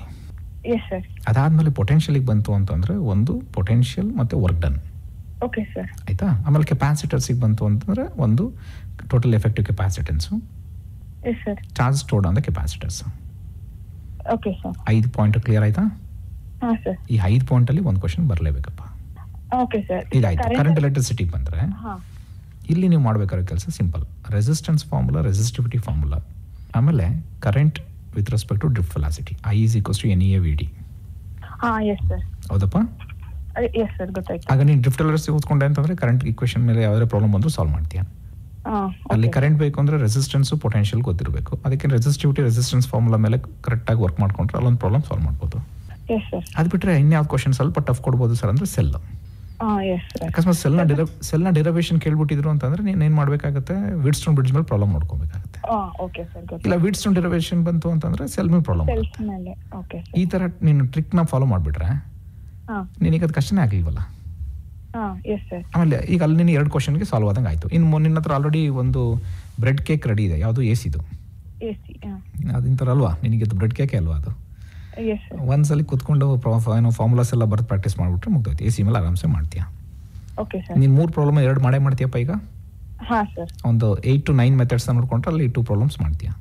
ಇನ್ನು ರೇ ಆಪ್ಟಿಕ್ಸ್ ಅಲ್ಲಿ ಒಂದು ರೇ ಆಪ್ಟಿಕ್ಸ್ ಬಂದಾಗ ಏನು ಮಾಡು, ಭಾಳ ಫೋಕಸ್ ಮಾಡಬೇಕಾರದು ಪ್ರಿಸಮ್ ಮೇಲೆ ಕರೆಕ್ಟಾಗಿ ಒಂದ್ಸಲಿ ನೋಡ್ಕೊ, ಲೆನ್ಸ್ ಮೇಕರ್ಸ್ ಮೇಲೆ ನೋಡ್ಕೊ, ಹಾ ಸರ್. ಲೆನ್ಸ್ ಫಾರ್ಮುಲಾ ಮೇಲೆ ನೋಡ್ಕೊ, okay sir. Combination of lens ಮೇಲೆ ನೋಡ್ಕೊ. ಹಾ ಎಸ್ ಸರ್. ಆಮೇಲೆ ಇನ್ನೊಂದು ಸ್ವಲ್ಪ ಟ್ರಿಕ್ ಬರುವಂಥ ಕ್ವಶನ್ ಯಾವುದು ಅಂತಂದರೆ relation between this object distance, image distance, radius of curvature ಮತ್ತು ರಿಫ್ರಾಕ್ಟಿವ್ ಇಂಡಿಸಸ್ ಇದೆ ನೋಡಪ್ಪ. ಹಾ ಸರ್. N2/V N1/V ಮೈನಸ್ ಆ ಡಿರವೇಷನ್ ಮೇಲೆ ಸ್ವಲ್ಪ ಅದೊಂದು ಕ್ವಶನ್ ಮೇಲೆ ಅದರ ಒಂದು ಪ್ರಾಬ್ಲಮ್ ಬರುತ್ತೆ. Okay sir. ಆಮೇಲೆ ಇಲ್ಲೆಲ್ಲಿ ತಪ್ಪು ಮಾಡ್ಬೋದು ನೀವು ಅಂತಂದರೆ ಈ ಕಾಂಬಿನೇಷನ್ ಆಫ್ ಲೆನ್ಸ್ ಇದೆಯಲ್ಲಪ್ಪ, ಹಾ ಸರ್. ಅಲ್ಲಿ ಕ್ವಶನ್ ಸ್ವಲ್ಪ ಪವರ್ ಅಂತ ಕೇಳ್ತಾರೆ, ಕ್ಯಾಲ್ಕುಲೇಟ್ ದಿ ಪವರ್ ಅಂತ ಕೇಳ್ತಾರೆ. ಪವರ್ ಈಸ್ ಈಕ್ವಲ್ಸ್ ಟು ನಾವೇನು ಮಾಡ್ತೀವಿ, ಎಕ್ಸಾಮ್ ಕೊಟ್ಟಿರ್ತಾರೆ ಸೆಂಟಿಮೀಟರ್ ಕೊಟ್ಟಿರ್ತಾರೆ ಫೋಕಲ್ ಅಂತ, ಹೌದು ಸರ್. ನಾವೇನು ಮಾಡ್ಬಿಡ್ತೀವಿ 1/f ಹಾಕೊಂಡು ಸಾಲ್ವ್ ಮಾಡ್ಬಿಡ್ತೀವಿ. ಆ್ಯಕ್ಚುಲಿ ಅವ್ರು ಕೊಟ್ಟಿರೋದು ಫೋಕಲ್ ಅಂತ ಸೆಂಟಿಮೀಟ್ರಲ್ಲಿ. ನಾವು ಎಕ್ಸಾಮಲ್ಲಿ ಬರೆಯೋ ಸ್ಪೀಡಲ್ಲಿ ಮಾಡ್ಬಿಡ್ತೀವಿ 1/f ಅಂತ ಕ್ಯಾಲ್ಕುಲೇಟ್ ಮಾಡ್ಬಿಟ್ಟು ಆನ್ಸರ್ ಇಟ್ಟು ಬಂದ್ಬಿಡ್ತೀವಿ, ಇಷ್ಟು ಡಯಾಪ್ಚರ್ ಅಂತ ಬರ್ದ್ಬಿಡ್ತೀವಿ. ಬಟ್ ಅವ್ರು ಕೊಟ್ಟಿರೋ ಸೆಂಟಿಮೀಟರ್ ಆಗಿರೋದ್ರಿಂದ ನಾವು 100/f ಹಾಕೋಬೇಕು. Okay sir. Because 100 centimetre is equals to 1 metre. Very good, that's good. ಆಯ್ತಾ? ಇಷ್ಟು ಪಾರ್ಟಲ್ಲಿ ಪ್ರಾಬ್ಲಮ್ಸ್ ನೋಡ್ಕೊಂಡ್ರೆ ಯು ವಿಲ್ ಈಸಿ ಸಾಲ್ವ್ ಮಾಡ್ಬೋದು ಅಲ್ವಪ್ಪ?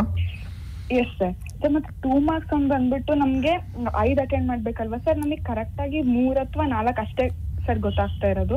ಓಕೆ, ಈಗ 3 ಅಥವಾ 4 ಅಷ್ಟೇ ಗೊತ್ತಾಗ್ತಿದೆ ಅಂತಂದಾಗ ಅದರಲ್ಲಿ ಪರ್ಟಿಕ್ಯುಲರ್ ಆಗಿ ಯಾವ್ಯಾವ ಚಾಪ್ಟರ್ನ ನೀವು ವರ್ಕ್ ಮಾಡಬೇಕು ಅನ್ನೋದು ನೀವು ಫಿಕ್ಸ್ ಮಾಡ್ಕೊಂಡ್ರೆ ಆಯ್ತಪ್ಪ. ಈಗ ಚಾರ್ಜಸ್ ಅಂಡ್ ಫೀಲ್ಡ್ಸ್ ಎಲ್ಲ ಒಂದು ಆರಾಮಾಗಿ ಮಾಡ್ಬೋದು. Properties of charges, properties of electric field lines, Coulomb's law, vector form of Coulomb's law, ಅಥವಾ ಎಲೆಕ್ಟ್ರಿಕ್ ಫೀಲ್ಡ್ ಲೈನ್ಸ್ನ ಡಯಾಗ್ರಾಮ್ ಇದೆಯಲ್ಲ, ಈ 5 ಕ್ವಶನ್ ಓದ್ಕೊಂಡ್ರೆ ಒಂದು ಬಂದೇ ಬರುತ್ತಾ? ಹೌದು ಸರ್. ಅಲ್ಲಿ ಒಂದು ಕ್ವಶನ್ ಮುಗಿತಾ? ಇನ್ ಪೊಟೆನ್ಷಿಯಲ್ ಕೆಪಾಸಿಟರ್ಸ್ ಒಂದು ಚಿಕ್ಕ ಕ್ವಶನ್ ಪ್ರಾಬ್ಲಮ್ ಬರುತ್ತೆ, ಅದನ್ನೊಂದು ಓದ್ಕೋ. ಪರ್ಟಿಕ್ಯುಲರ್ ಟಾಪಿಕ್ಸ್ ಹಂಗೆ ಬರಲ್ಲ, ಹಂಗೆ ಇದ್ರ ಮೇಲೆ ಕೇಳಬೇಕು ಹಿಂಗೆ ಕೇಳಬೇಕು ಅಂತ ಇಲ್ಲಪ್ಪ. ಯಾಕಂದ್ರೆ ಅದೇ ತರ 3 ಮಾರ್ಕ್ಸ್ ಪ್ರಾಬ್ಲಮ್ ಇದೆ ನ್ಯೂಕ್ಲಿಯಲ್ಲಿ. ಅಲ್ಲಾದ್ರೆ ಹೇಳ್ಬೋದು ಬೈಂಡಿಂಗ್ ಎನರ್ಜಿ ಮೇಲೆ ಬಂದ್ಬಿಡುತ್ತಪ್ಪ 3 ಮಾರ್ಕ್ಸ್ ಅಂತ, ಬಟ್ ಇದ್ರಲ್ಲಿ ನಂಗೆ ಹೇಳಕ್ ಬರಲ್ಲ. ಅದಕ್ಕೆ ಪೊಟೆನ್ಷಿಯಲ್ ಈಗ 5 ಮಾರ್ಕ್ಸ್ ಕ್ವಶನ್ ಪ್ರಾಬ್ಲಮ್ ಓದಿರ್ತೀವಿ ಅಂದ್ರೆ 2 ಮಾರ್ಕ್ಸ್ ಸಾಲ್ವ್ ಮಾಡ್ಬೋದು ನೀನು ಅಲ್ವಾ? ಮೂವಿಂಗ್ ಚಾರ್ಜಸ್ ಅಂಡ್ ಮ್ಯಾಗ್ನೆಟಿಸಮ್ ಅಲ್ಲಿ 2 ಮಾರ್ಕ್ಸ್ ಕ್ವಶನ್ ಇದ್ದೇ ಇರುತ್ತೆ. ಬಯೋಡ್ ಸಾವರ್ಟ್ಸ್ ಆಗಿರ್ಬೋದು, ಆಂಪರ್ ಸರ್ಕ್ಯೂಟ್ ಅಲ್ಲಿ ಆಗಿರ್ಬೋದು, ಅಲ್ಲೂ ಒಂದು ಕ್ವಶನ್ ಮಾಡ್ಬೋದು. 3 ಕ್ವಶನ್ ಆಯ್ತು. ಮ್ಯಾಗ್ನೆಟಿಸಮ್ ಅಂಡ್ ಮ್ಯಾಟರ್ಲೂ ಅಷ್ಟೇ 2 ಮಾರ್ಕ್ಸ್ ಕ್ವಶನ್ ಆರಾಮ್ಸೆ ಇದೆ. ಬಹಳ ಸಣ್ಣ ಡೆಫಿನೇಷನ್ಸ್ ಇದೆ, ಡೆಫಿನೇಷನ್ ಓದ್ಕೊಳಪ್ಪ ಸಾಕು. 4 ಕ್ವಶನ್ ಆಯ್ತು. ಇನ್ನೊಂದು ಕ್ವಶನ್ ಯಾವ್ದ್ರಲ್ಲಿ ಓದಿದ್ರೆ ನನಗೆ ಬಹಳ ಹೆಲ್ಪ್ ಆಗುತ್ತೆ ಸರ್ ಅಂದ್ರೆ ಎಲೆಕ್ಟ್ರೋಮ್ಯಾಗ್ನೆಟಿಕ್ ವೇವ್ಸ್ ನ ಓದ್ಕೊಳಪ್ಪ. ಅದರಲ್ಲಿ ಪ್ರಾಪರ್ಟೀಸ್ ಆಫ್ ಎಲೆಕ್ಟ್ರೋಮ್ಯಾಗ್ನೆಟಿಕ್ ವೇವ್ಸ್ ಅಂತ ಬಂದಾಗ ಅದೊಂದು ಕ್ವಶನ್ ಬರುತ್ತೆ. ಡಿಸ್ಪ್ಲೇಸ್ಮೆಂಟ್ ಕರೆಂಟ್ ಈಕ್ವೇಷನ್ ಬರುತ್ತೆ. ಅಂಡ್ 3ನೇದು ಈ ಯೂಸಸ್ ಇದೆ ನೋಡಪ್ಪ spectrums, X ray, gamma ray, UV ray, radio wave, ಆ 7 ಸ್ಪೆಕ್ಟ್ರಮ್ ಏನಿದೆಯೋ ಅದರದ್ದು ಯೂಸಸ್ ಓದ್ಕೊಂಡ್ಬಿಟ್ಟು ಅಲ್ಲಿ 5 ಕ್ವಶನ್ ಆಗೋಯ್ತಲ್ಲಪ್ಪ. Okay sir. ಸೆಮಿಕಂಡಕ್ಟರ್ ಎಲೆಕ್ಟ್ರಾನಿಕ್ಸ್ ಅಲ್ಲಿ ಬಂದ್ಬಿಟ್ಟು ವೆರಿ ಗುಡ್ ಆರಾಮ್ಸಾಗಿ ಅಲ್ಲೂ 2 ಅದ್ರ ನೆಕ್ಸ್ಟ್ ಹೇಳ್ತಾ ಇದೆ, ನೀವು ಕೇಳಿದ್ರಿ. ಅದು ಸೆಮಿಕಂಡಕ್ಟರ್ಸ್ ಏನ್ ಮಾಡಿ ಅಂದ್ರೆ ಡಿಫ್ರೆನ್ಸಸ್ ಚೆನ್ನಾಗಿ ಓದ್ಕೊಂಡ್ಬಿಡು. ಹೌದಾ? Okay sir. ಈಗ ಕಂಡಕ್ಟರ್ಸ್, ಇನ್ಸುಲೇಟರ್ಸ್ ಮತ್ತೆ ಸೆಮಿಕಂಡಕ್ಟರ್ಸ್ ಡಿಫ್ರೆನ್ಸ್ ಅದು ನಿಮಗೆ ಫಸ್ಟ್ ಕ್ವಶನ್. ಓಕೆ. ಅದು 5 ಮಾರ್ಕ್ಸಿಗೂ ಆಗುತ್ತೆ ಪ್ಲಸ್ 2 ಮಾರ್ಕ್ಸಿಗೂ ಆಗುತ್ತೆ ಡಿಫ್ರೆನ್ಸ್. Okay sir. ಆಯ್ತಾ? ವಿತ್ ಡಯಾಗ್ರಾಮ್ ಕಲ್ತ್ಕೊಂಡ್ಬಿಟ್ರೆ 5 ಮಾರ್ಕ್ಸಿಗೂ ಆಗುತ್ತೆ, ಇಲ್ಲ 2 ಮಾರ್ಕ್ಸಿಗೆ 2 ಡಿಫ್ರೆನ್ಸ್ ಬರೋದ್ರೆ ಆಯ್ತು. ಆಮೇಲೆ intrinsic semiconductor, extrinsic semiconductor difference, N type, P type difference, forward bias, reverse bias difference, rectifier, half wave rectifier, full wave rectifier difference. So ತುಂಬಾ ಜನ ಕೇಳ್ಬೇಕಾದ್ರೆ ಪ್ರಶ್ನೆ ನೇಹಾ ಒಬ್ಳೆ ಕೇಳ್ಬಿಟ್ಲು. ನವ್ಯ. ಸೊ ಎಲ್ಲ ಮಕ್ಳ ಕಡೆಯಿಂದ ನಿಂದೇ 5 ಕ್ವಶನ್ಸ್ ಎಲ್ಲ ಕವರ್ ಆಗಿ ಹೋಗ್ಬಿಡ್ತು ನವ್ಯ. ಲಾಸ್ಟ್ ಒಂದು ಕ್ವಶನ್ ಇದೆ ಖಂಡಿತ. ಸರ್, ನ್ಯೂಕ್ಲಿಯರ್ ಬಂದ್ಬಿಟ್ಟು 3 ಮಾರ್ಕ್ಸ್ಗೆ ಪಕ್ಕಾ ಪ್ರಾಬ್ಲಮ್ ಬರುತ್ತೆ. ಹೌದಪ್ಪ, ಪಕ್ಕಾ ಪ್ರಾಬ್ಲಮ್ ಅಂದ್ರೆ ನಾನೀಗ ಶುರು ಮಾಡಿದಾಗಲೇ ಒಂದು ವರ್ಡ್ ಹೇಳಿದೆ. ಈ ಕ್ವಶನ್ ಪೇಪರ್ ಹೆಂಗಿದ್ರೆ ನಾಳೆ ಬಂತು ಅಂದ್ರೆ ನಾಳೆ ಪೇಪರೇ ನಮಗೆ ಒಂಥರ ಇದ್ದಿದ್ದಂಗೆ, ಮಾಸ್ಟರ್ ಕಾಪಿ ಇದ್ದಂಗೆ. ಹಂಗಿದ್ದಾಗ ನಾಳೆ ಏನಾದ್ರು ನ್ಯೂಕ್ಲಿಯರ್ ಮೇಲೆ ಬಂತು ಅಂದ್ರೆ ನೀನು ಅವಾಗ ಪಕ್ಕ ಅಕ್ಕ ಪಕ್ಕ ಎಲ್ಲ ಆಗೋಗ್ಬಿಡತ್ತ. ಆಯ್ತಾ? ಹಂಗೆ ಅಂತ ಬಂದಾಗ ನ್ಯೂಕ್ಲಿಯರ್ ಏನ್ ಮಾಡೋ ಗೊತ್ತಾ, ಬೈಂಡಿಂಗ್ ಎನರ್ಜಿ ಪರ್ ನ್ಯೂಕ್ಲಿಯಾನು ಮತ್ತೆ ಮಾಸ್ ಡಿಫೆಕ್ಟ್ ಇದ್ರ ಮೇಲೆ ನೀಟಾಗಿ ವರ್ಕ್ ಮಾಡ್ಕೋ. ಆಯ್ತು, ಧನ್ಯವಾದಗಳು ನವ್ಯ. ಮತ್ತೆ ಕಾರ್ಯಕ್ರಮದ ಕೊನೆಗೆ ಸರ್ ನಂಬರ್ ಕೊಡ್ತೀವಿ ಪ್ರದೀಪ್ ಅವ್ರದ್ದು. ನೀವು ಅಲ್ಲಿ ಕೂಡ ನಿಮ್ಮ ಪ್ರಶ್ನೆಗಳನ್ನ ಕೇಳಿ. ಒಟ್ಟಾರೆ ನಮ್ಮ ಉದ್ದೇಶ, ಈ ಕಾರ್ಯಕ್ರಮದ ಉದ್ದೇಶ ಇಷ್ಟೇ, ಮಕ್ಕಳಿಗೆ ಅನುಕೂಲ ಆಗಬೇಕು. ಆತಂಕದೊಂದಿಗೆ ಪ್ರಶ್ನೆ ಪತ್ರಿಕೆಯನ್ನು ಓದಬಾರ್ದು, ಅವರು ನಿರಾತಂಕವಾಗಿ ಓದಿ ಉತ್ತರಗಳನ್ನು ಬರೀಬೇಕು. ಧನ್ಯವಾದಗಳು. ಮುಂದಕ್ಕೆ EMI ಚಾಪ್ಟರ್ ಅಂತ ಬಂದಾಗ 2 MCQ ಇರೋ ಕ್ವಶನ್ಸ್ ಈ ಚಾಪ್ಟರ್ ಬರುತ್ತಪ್ಪ. ಎಲ್ಲ ಚಾಪ್ಟರ್ ಒಂದೊಂದು ಇದ್ರೆ ಇದ್ರಲ್ಲಿ 2 ಕ್ವಶನ್ಸ್ ಬರುತ್ತೆ. ಒಂದು fill in the blanks question ಬರುತ್ತೆ, ಒಂದು 2 ಮಾರ್ಕ್ಸ್ ಕ್ವಶನ್ ಬರುತ್ತೆ, ಇನ್ನೊಂದು 3 ಮಾರ್ಕ್ಸ್ ಕ್ವಶನ್ ಬರುತ್ತೆ. ಈ ಚಾಪ್ಟರ್ ಯಾವುದೇ 5 ಮಾರ್ಕ್ಸ್ ಕ್ವಶನ್ಸ್ ಇದುವರೆಗೂ ಇಲ್ಲ ಇಲ್ಲಿ ಮೆನ್ಷನ್ ಮಾಡಿದಂಗೆ. ಹಂಗೇನಾದ್ರೂ ಚೇಂಜಸ್ ಆಗುತ್ತೆ ಅಂದ್ರೆ ಏನ್ ಮಾಡ್ಬೋದು ಅಂದ್ರೆ 3 ಮಾರ್ಕ್ಸ್ ಮತ್ತೆ 2 ಮಾರ್ಕ್ಸ್ ನ ಕಂಬೈನ್ ಮಾಡಿ 5 ಮಾರ್ಕ್ಸ್ ಕ್ವಶನ್ ನ ಕೇಳೋ ಚಾನ್ಸಸ್ ಇರುತ್ತೆ. ಅಕಸ್ಮಾತ್ ಇಲ್ಲ ಇದೇ ಬ್ಲೂ ಪ್ರಿಂಟ್ ಫಾಲೋ ಆಯ್ತು ಅಂದ್ರೆ 3 ಮಾರ್ಕ್ಸ್ ಒಂದು, 2 ಮಾರ್ಕ್ಸ್ ಒಂದು, ಮತ್ತು 2 MCQ ಮತ್ತು 1 ಫಿಲ್ ಇನ್ ದ ಬ್ಲಾಂಕ್ಸ್ ಬರುತ್ತೆ. ಇನ್ನು AC ಚಾಪ್ಟರ್ ನಾವು ಆಗಲೇ ಡಿಸ್ಕಸ್ ಮಾಡ್ದಂಗೆ ಒಂದು ಪ್ರಾಬ್ಲಮ್ ಇದ್ರಲ್ಲಿ ಬಂದೇ ಬರುತ್ತೆ 5 marks and 1 2 marks question and 1 MCQ ಬರುತ್ತೆ. ಇನ್ನು ಎಲೆಕ್ಟ್ರೋಮ್ಯಾಗ್ನೆಟಿಕ್ ವೇವ್ಸ್ ಅಲ್ಲಿ ಲಾಂಗ್ ಕ್ವಶನ್ಸ್ ಅಂತ ಯಾವುದೂ ಇಲ್ಲ. ಇದರಲ್ಲಿ ಒಂದು MCQ ಬರುತ್ತೆ ಮತ್ತು ಒಂದು 2 ಮಾರ್ಕ್ಸ್ ಕ್ವಶನ್ ಬರುತ್ತೆ. ಇನ್ನು ರೇ ಆಪ್ಟಿಕ್ಸ್ ಅಂತ ಬಂದಾಗ ಸ್ವಲ್ಪ ಯೂಜ್ ಮಾರ್ಕ್ಸ್ ಇರುವಂಥ ಚಾಪ್ಟರ್ಸ್. ಇಲ್ಲಿ 11 ಮಾರ್ಕ್ಸ್ ಟೋಟಲ್ ಆಗಿರೋದು. ಇದರಲ್ಲಿ ಒಂದು MCQ ಬರುತ್ತೆ ಆ್ಯಂಡ್ ಒಂದು 2 ಮಾರ್ಕ್ಸ್ ಕ್ವಶನ್ ಆ್ಯಂಡ್ ಒಂದು 3 ಮಾರ್ಕ್ಸ್ ಕ್ವಶನ್. ಇಲ್ಲಿವರೆಗೂ ಇಲ್ಲಿ 5 ಮಾರ್ಕ್ಸ್ ಡಿರವೇಷನ್ ಇಲ್ಲ. 5 ಮಾರ್ಕ್ಸ್ ಡಿರವೇಷನ್ ಇಲ್ಲ ಅಂತಂದ್ರೆ ಇಲ್ಲಿ ಒಂದು ನಿಮಗೆ ಹಾರ್ಡ್ ಕ್ವಶನ್ ಪ್ರಾಬ್ಲಮ್ ಬರ್ತಾ ಹೋಗುತ್ತೆ. ಒಂದು ಪ್ರಾಬ್ಲಮ್ ಸ್ವಲ್ಪ ಕಷ್ಟ ಇರುವಂಥ ಕ್ವಶನ್ ಬರೋ ಚಾನ್ಸಸ್ ಇರುತ್ತೆ ಇಲ್ಲಿ. ಇನ್ನು ವೇ ಆಪ್ಟಿಕ್ಸ್ ಅಲ್ಲಿ 7 ಮಾರ್ಕ್ಸ್ ಟೋಟಲ್ ಆಗಿರೋ ವೈಟೇಜು ಸ್ವಲ್ಪ ಲಾಸ್ಟ್ಗಿಂತ 5 ಸಲ ಕಡಿಮೆ ಮಾಡಿದ್ದಾರೆ. ಇಲ್ಲಿ ಒಂದು ಏನು ಬರುತ್ತೆ ಅಂದ್ರೆ ಸ್ಪ್ಲಿಟ್ ಕ್ವಶನ್ ಬರುತ್ತೆ 5 ಮಾರ್ಕ್ಸ್. ಆ ಸ್ಪ್ಲಿಟ್ ಕ್ವಶನ್ ಹೆಂಗಿರುತ್ತೆ ಅಂತಂದ್ರೆ 1+2+2 ಬರ್ಬೋದು, ಇಲ್ಲ 2+3 ಬರ್ಬೋದು, ಇಲ್ಲ 1+4 ಬರ್ಬೋದು, ಇಲ್ಲ ಅಂದ್ರೆ 1+1+3 ಬರ್ಬೋದು. ಅದು 1+1+1+ ಅಂತ ಏನಿಲ್ಲ, ಜಸ್ಟ್ 1+1+3 ಬರೋ ಚಾನ್ಸಸ್ ಇದೆ ಅಲ್ವಾ. ಮಾತನ್ನು ಮುಂದುವರ್ಸೋದಕ್ಕೂ ಮೊದಲು ಬೇರೆ ಬೇರೆ ಪರೀಕ್ಷೆಗಳಿಗೆ ತಯಾರಿ ಆಗ್ತಾ ಇದ್ದಾರೆ ಅಂತ ಅನ್ಸುತ್ತೆ. ನಾಳೆನೆ ನಿಮ್ಮ ಅಂದ್ರೆ ಭೌತಶಾಸ್ತ್ರ ಇರೋದ್ರಿಂದ ಅವರು ಅದಕ್ಕೋಸ್ಕರನೇ ಓದ್ತಿರ್ತಾರೆ ಇವತ್ತು. ಆದ್ರೂ ಈ ಕಾರ್ಯಕ್ರಮ ಕೇಳಿದ್ರೆ ಅವ್ರಿಗೆ ಇನ್ನೂ ಹೆಚ್ಚು ಅನುಕೂಲ ಆಗುತ್ತೆ ಅಂತ ಭಾವಿಸ್ತೀನಿ. ಜೊತೆಗೆ ದೂರವಾಣಿ ಸಂಖ್ಯೆಗಳನ್ನು ಮತ್ತೊಮ್ಮೆ ಹೇಳ್ತೀನಿ. 245-258 246-289. ಹಾಸನದ ಹೊರಗಿನಿಂದ ಕರೆ ಮಾಡುವವರು 08172 STD ಸಂಖ್ಯೆಯನ್ನ ಬಳಸ್ಕೊಳ್ಳಿ ಅಂತ ಹೇಳ್ತಾ ಸರ್ ನಾವು ವೇಟೇಜ್ ನೋಡ್ತಾ ಇದ್ವಿ ಸ್ವರೂಪದಲ್ಲಿ. ರೇ ಆಪ್ಟಿಕ್ಸ್ ನ ವೇಟೇಜ್ 11 ಮಾರ್ಕ್ಸ್ ಇದೆ ಅಂತ ಹೇಳಿದೆ. ಅದರಲ್ಲಿ ಒಂದು ಪ್ರಾಬ್ಲಮ್ ಬಂದೇ ಬರುತ್ತೆ ಅಂತ ಹೇಳಿದೆ. ಇಲ್ಲಿ ಯಾವ್ದು ಡಿರವೇಷನ್ ಇರೋದಿಲ್ಲ. ಇನ್ನು ವೇ ಆಪ್ಟಿಕ್ಸ್ ಅಂತ ಬಂದ್ರೆ 7 ಮಾರ್ಕ್ಸ್ ಇದೆ ಅಂತ ಹೇಳಿದೆ. ನಾವು ಅದ್ರಲ್ಲಿ ಡಿಸ್ಕಸ್ ಮಾಡ್ತಾ ಇದ್ದು ಸ್ಪ್ಲಿಟ್ ಕ್ವಶನ್ಸ್ ಅಂತ ಹೇಳಿ. ಸ್ಪ್ಲಿಟ್ ಕ್ವಶನ್ಸ್ ಅಂತ ಬಂದಾಗ ಒಂದು ವರ್ಡ್ ಹೇಳಿದ್ದೆ, 1+2+2, 2+3, 1+4 ಅಥವಾ 1+1+3. ಒಂದು MCQ ಇರುತ್ತೆ ಮತ್ತೆ ಒಂದು ಫಿಲ್ ಇನ್ ದ ಬ್ಲಾಂಕ್ಸ್ ಇರುತ್ತೆ. ಮಕ್ಕಳೇ ನೆಕ್ಸ್ಟ್ ಇರೋದು dual nature and radiation of matter. ಅದರಲ್ಲಿ 6 ಮಾರ್ಕ್ಸ್ ಇದೆ. ಒಂದು ಹಾಟ್ ಕ್ವಶನ್ ಎಸ್ಪೆಷಲಿ MCQ ಬರುತ್ತೆ. ಇನ್ನೊಂದು ಸ್ಪ್ಲಿಟ್ ಕ್ವಶನ್ ಬರುತ್ತೆ 5 ಮಾರ್ಕ್ಸಲ್ಲಿ. ಇನ್ನು ಯಾವುದೇ ಥರದ 2 ಮಾರ್ಕ್ಸು 3 ಮಾರ್ಕ್ಸು ಮತ್ತು ಇಲ್ಲಿ ಪ್ರಾಬ್ಲಮ್ ಬರೋದಿಲ್ಲ. ಇಲ್ಲಿ ಸ್ಪ್ಲಿಟ್ ಕ್ವಶನ್ ಅಂದರೆ ಆಗಲೇ ಹೇಳ್ದಂಗೆ ಇಲ್ಲೂ ಕೂಡ ಒಂದು ಸ್ಪ್ಲಿಟ್ಟಿಂಗು 1+2+2 ಅಲ್ಲಿ ಇರೋ ಚಾನ್ಸಸ್ ಇರುತ್ತೆ. ಹಾಟ್ ಕ್ವಶನ್ ಅಂತ ಬಂದಾಗ ಯಾವ ಥರ ಮಾಡಲ್ ಇರ್ಬೋದು ಸರ್ ಅಂದರೆ ಸಮ್ ಸ್ಟೇಟ್ಮೆಂಟ್ ಕ್ವಶನ್ಸ್ ಇರುತ್ತೆ. ಸ್ಟೇಟ್ಮೆಂಟ್ 1 ಸ್ಟೇಟ್ಮೆಂಟ್ 2 ಆ ಥರ ಇರುತ್ತೆ. ಇಲ್ಲ ಅಸರ್ಷನ್ ರೀಸನ್ ಕಾನ್ಸೆಪ್ಟ್ಸಲ್ಲಿ ಒಂದು ಕ್ವಶನ್ ಇದ್ದೇ ಇರುತ್ತೆ. ಸೊ ಮಕ್ಕಳು ನೀವು ಇಲ್ಲಿ ಗಮನಿಸಬೇಕಾಗಿರೋದು ಏನಂದರೆ ಹೋದ ವರ್ಷದ ಕ್ವಶನ್ ಪೇಪರ್ಗೂ ಈ ವರ್ಷದ ಕ್ವಶನ್ ಪೇಪರ್ಗೂ 3 ಕ್ವಶನ್ನು ಸ್ವಲ್ಪ ಟ್ವಿಸ್ಟ್ ಇದ್ದೇ ಇರುತ್ತೆ. ಅದರಲ್ಲಿ ಒಂದು ಪ್ರಾಬ್ಲಮೆಟಿಕ್ ಅಂತ ಅನ್ಕೋಬೇಕಾಗತ್ತೆ. ಬಟ್ ಅಂತ ಏನು ತುಂಬ ಕ್ಯಾಲ್ಕುಲೇಷನ್ ಇರೋ ಪ್ರಾಬ್ಲಮ್ MCQ ಒಳಗಡೆ ಕೇಳಬಾರ್ದು ಅಂತಲೇ ಇದೆ. ಬಟ್ ನಾಲೆಡ್ಜಬಲ್ ಕ್ವಶನ್ ಬಂದೇ ಬರುತ್ತೆ. ನಾವು ಮೈಂಡಲ್ಲೇ ಕ್ಯಾಲ್ಕುಲೇಟ್ ಮಾಡಿಕೊಂಡು ಅಥವಾ ನೀವೇನೋ ಬರೆದು ಪ್ರಾಕ್ಟೀಸ್ ಮಾಡ್ತಾರೋ ಅಥವಾ ಅಲ್ಲಿ ಬರೆದು ಆನ್ಸರ್ ಮಾಡುವಂಥ ಕ್ವಶನ್ಸು ಇರುತ್ತೆ. ಅಂತ ಹೇಳಿ ತುಂಬ ಲಾಂಗ್ ಕ್ಯಾಲ್ಕುಲೇಷನ್ ಇರುವಂಥ ಕ್ವಶನ್ಸು ಬರಲ್ಲ. ಇನ್ನು 2 ಕ್ವಶನ್ ನಾನು ಈಗ ಹೇಳಿದ್ನಲ್ಲ ಹೊಸ ಟೆಕ್ನಿಕಲ್ಲಿ ಅಸರ್ಷನ್ ರೀಸನ್ ಮತ್ತು ಸ್ಟೇಟ್ಮೆಂಟ್ 1 ಸ್ಟೇಟ್ಮೆಂಟ್ 2 ಈ ಥರ ಕ್ವಶನ್ ಒಂದು ಬರುತ್ತೆ. ನೆಕ್ಸ್ಟ್ ಆಟಮ್ಸ್ ಅಂತ ಬಂದಾಗ ಇಲ್ಲಿ 4 ಮಾರ್ಕ್ಸ್ ಅಷ್ಟೇ ವೈಟೇಜ್ ಇರೋದು. ಒಂದು 3 ಮಾರ್ಕ್ಸ್ ಕ್ವಶನ್, ಒಂದು MCQ. ಇಲ್ಲಿ 5 ಮಾರ್ಕ್ಸ್ ಕ್ವಶನ್ ಅಂತ ಯಾವುದು ಲೆಂತಿ ಕ್ವಶನ್ ಬರಲ್ಲ. ನ್ಯೂಕ್ಲಿಯರ್ ಚಾಪ್ಟರ್ಲಿ ವೈಟೇಜ್ ಇರೋದು 5 ಮಾರ್ಕ್ಸು. ಒಂದು MCQ ಬರುತ್ತೆ, ಒಂದು ಫಿಲ್ ಇನ್ ದ ಬ್ಲಾಂಕ್ಸ್ ಬರುತ್ತೆ, ಇನ್ನೊಂದು 3 ಮಾರ್ಕ್ಸ್ ಕ್ವಶನ್ ಬರುತ್ತೆ. ಆಗಲೇ ನವ್ಯ ಕೇಳಿದ್ರಲ್ಲ ಒಂದು ಪ್ರಾಬ್ಲಮ್ ಯಾವ ಕಡೆ ಫೋಕಸ್ ಮಾಡಬೇಕು ಅಂತ. ಈ ಚಾಪ್ಟರ್ಲಿ ಬೈಂಡಿಂಗ್ ಎನರ್ಜಿ ಪರ್ ನ್ಯೂಕ್ಲಿಯಾನ್ ಮತ್ತು ಎಸ್ಪೆಷಲಿ ಮಾಸ್ ಡಿಫೆಕ್ಟ್ ಮೇಲೆ ಪ್ರಾಬ್ಲಮ್ನ ನೋಡಿಕೊಂಡ್ರು ಸಾಕು. ಇನ್ನು ಲಾಸ್ಟ್ ಇರೋ ಚಾಪ್ಟರ್ ಸೆಮಿ ಕಂಡಕ್ಟರ್ಸು. ಅದು 9 ಮಾರ್ಕ್ಸ್ ಇರುವಂಥ ಕ್ವಶನ್ ಬರುವಂಥ ಚಾಪ್ಟರ್ದು. ಇಲ್ಲಿ ಒಂದು MCQ ಬರುತ್ತೆ, ಒಂದು ಫಿಲ್ ಇನ್ ದ ಬ್ಲಾಂಕ್ಸ್ ಬರುತ್ತೆ, ಒಂದು 2 ಮಾರ್ಕ್ಸ್ ಕ್ವಶನ್ ಬರುತ್ತೆ ಮತ್ತು ಒಂದು 5 ಮಾರ್ಕ್ಸ್ ಕ್ವಶನ್ ಬರುತ್ತೆ. ಮಕ್ಕಳೇ ಹೋದ ವರ್ಷದ ಪೇಪರ್ನ ನೀವು ಓದ್ಕೋಬೇಕಾದ್ರೆ 5 ಮಾರ್ಕ್ಸ್ ಕ್ವಶನು ಈ ಚಾಪ್ಟರ್ಲಿ ಸ್ಪ್ಲಿಟ್ ಕ್ವಶನ್ ಬರ್ತಾ ಇತ್ತು. ಬಟ್ ಈ ಸಲ ಏನಾಗುತ್ತೆ, ಸೇಮ್ ಕಂಟಿನ್ಯೂ ಕ್ವಶನ್ ಇರುತ್ತೆ. ಅದು ಈಸಿಯಾಗಿರೋಂಥ ಕ್ವಶನ್ಸ್ ಇರುತ್ತೆ. ಸರಿ, 5 ಮಾರ್ಕ್ಸ್ ಯಾವುದನ್ನು ಫೋಕಸ್ ಮಾಡೋದು ಹೆಲ್ಪ್ ಆಗುತ್ತೆ ಸೆಮಿ ಕಂಡಕ್ಟರ್ಸಲ್ಲಿ ಅಂತಂದರೆ, ಒಂದು classify the solids on the basis of band theory ಅಂತ ಒಂದು ಕ್ವಶನು. 2ನೇ question explain the process of forward bias with IV characteristic ಅಥವಾ reverse bias with IV characteristic. ಇನ್ನೊಂದು question of wave rectifier with wave diagram. Wave form ಬರೀಲೇಬೇಕಪ್ಪ, ಅಲ್ಲಿ circuit ಬರೀಬೇಕು, definition ಬರೀಬೇಕು, ಮತ್ತು ಅಲ್ಲಿ ವೇವ್ ಫಾರ್ಮ್ ಎಕ್ಸ್ಪ್ಲನೇಷನ್ ಇರುತ್ತೆ. ಆಫ್ ವೇವ್ ರೆಕ್ಟಿಫೈರ್ ಮತ್ತು ಫುಲ್ ವೇವ್ ರೆಕ್ಟಿಫೈರ್. ಇಷ್ಟು ಕ್ವಶನ್ ಓದ್ಕೊಂಡ್ರೆ ನೀವೇನು ಮಾಡ್ಬೋದು, ಸೆಮಿ ಕಂಡಕ್ಟರ್ಲಿ ಒಂದು 5 ಮಾರ್ಕ್ಸ್ ಕ್ವಶನ್ ಬರೀಬೋದು. ಇನ್ನೊಂದು ಚಾಪ್ಟರ್ ಯಾವುದನ್ನ 5 ಮಾರ್ಕ್ಸ್ ಕ್ವಶನ್ ತೊಗೊಳಕ್ಕೆ ಈಸಿ ಆಗುತ್ತೆ ಈ ವಾಲ್ಯೂಮ್ 2 ಅಲ್ಲಿ ಅಂತಂದರೆ ಅದರಲ್ಲಿ ಎಸ್ಪೆಷಲಿ ಡ್ಯುವೆಲ್ ನೇಚರ್. ಅಲ್ಲಿ ಕ್ವಶನ್ ಹೆಂಗಿರುತ್ತೆ, split question. Sir split question ಅಂದರೆ ಒಂದು ಕಾನ್ಸೆಪ್ಟು ಒಂದು ಕ್ವಶನ್, ಇನ್ನೊಂದು ಕಾನ್ಸೆಪ್ಟ್ ಇನ್ನೊಂದು ಕ್ವಶನ್ ಕೇಳ್ತಾರ ಇಲ್ಲ, ರೂಲ್ಸ್ ಇದೆ. ನಾವು ಒಂದು ಕಾನ್ಸೆಪ್ಟ್ ಮೇಲೆ 2 ಕ್ವಶನ್ ಇರಬೇಕು ಅಂತೇಳಿ. For example, what is photo electric effect, ಅದು 1 ಮಾರ್ಕ್ಸ್ ಇರುತ್ತೆ. ಇನ್ನು 4 ಮಾರ್ಕ್ಸಿಗೆ ಏನು ಮಾಡ್ತಾರೆ, ಅಗೇನ್ ಇನ್ನೊಂದು ಮಾರ್ಕ್ಸು ಸ್ಪ್ಲಿಟ್ ಮಾಡ್ತಾರೆ. Right the Einstein's photo electric equation, 2 marks ಆಯಿತು. ಇನ್ನು ಮಿಕ್ಕಿ 3 ಮಾರ್ಕ್ಸಿಗೆ ಏನು ಮಾಡಬೇಕಾಗುತ್ತೆ, give the explanation of Einstein's photo electric effect, 3 marks. So ಒಂದೇ ಕಾನ್ಸೆಪ್ಟ್ ಮೇಲೆ ಅಲ್ಲೇನು ಮಾಡ್ತಾರೆ, ಕ್ವಶನ್ನ ಸ್ಪ್ಲಿಟ್ ಮಾಡಿ ಕೇಳ್ತಾರೆ. ಅದಕ್ಕೆ ನೀವು 2ನೇ ಕ್ವಶನ್ ಚೂಸ್ ಮಾಡಬೇಕಾದ್ರೆ ಡ್ಯುವೆಲ್ ನೇಚರ್ ಆಫ್ ಮ್ಯಾಟರ್ನ ಚೂಸ್ ಮಾಡಿ. ಆ್ಯಂಡ್ 3ನೇದು ಕ್ವಶನ್ನ ಚೂಸ್ ಮಾಡಬೇಕಾದ್ರೆ ವೇ ಆಪ್ಟಿಕ್ಸ್ನ ಚೂಸ್ ಮಾಡಿ. ಸೊ ಓವರ್ ಆಲ್ ಈಗ ನಾನು ಚಾಪ್ಟರ್ನ ನಿಮ್ಗೆ ಏನು ಮಾಡಿದೆ, ವೇಟೇಜ್ ಎಷ್ಟಿರುತ್ತೆ ಅಂತ ಹೇಳಿದೆ. ಕ್ವಶನ್ ಪೇಪರ್ ಪ್ಯಾಟರ್ನ್ ಹೆಂಗಿರುತ್ತೆ ಅಂತಂದರೆ MCQ 15 ಕ್ವಶನ್ ಇರುತ್ತೆ ಪಾರ್ಟ್ ಎ ಅಲ್ಲಿ, 15ಕ್ಕೆ 15 ಮಾಡಬೇಕು ಫಸ್ಟ್ ಮೇನ್. ಸೆಕೆಂಡ್ ಮೇನಲ್ಲಿ ಫಿಲ್ ಇನ್ ದ ಬ್ಲ್ಯಾಂಕ್ಸ್ 5 ಇರುತ್ತೆ, 5ಕ್ಕೆ 5 ಮೇಲ್ಗಡೆ ಆನ್ಸರ್ಸ್ ಇರುತ್ತೆ. ಏನೋ ಸ್ವಲ್ಪ ನಿಮ್ಮನ್ನು ಕನ್ಫ್ಯೂಷನ್ ಮಾಡೋಕ್ಕೆ 6ನೇ ಆನ್ಸರ್ ಕೂಡ ಒಂದು ಕೊಟ್ಟಿರೋ ಚಾನ್ಸಸ್ ಇರುತ್ತೆ. ಬರೀ 5 ಆನ್ಸರ್ ಇರ್ತಿತ್ತು ಮುಂಚೆ ಎಲ್ಲ, ಈಗ ಒಂದು ಆನ್ಸರ್ ಎಕ್ಸ್ಟ್ರಾ ಬರೋ ಚಾನ್ಸಸ್ ಇರುತ್ತೆ. ಇನ್ನು MCQ ಒಳಗಡೆ ನಿಮಗೆಲ್ಲ ಗೊತ್ತಿರೋಂಗೆ 3 ಕ್ವಶನ್ ಹಾಟ್ ಇರುತ್ತೆ, ಇನ್ನು 12 ಕ್ವಶನ್ ಸ್ವಲ್ಪ ಈಸಿ ಇರುತ್ತೆ. ಆ ಕ್ವಶನ್ ಸಾಲ್ವ್ ಮಾಡೋಕ್ಕೆ ನನಗೆ ಕೊಟ್ಟರೆ ಇಂಟು NCERT ಎಕ್ಸಸೈಸ್ನ ಚೆನ್ನಾಗಿ ಓದ್ಕೊಳ್ಳಿ.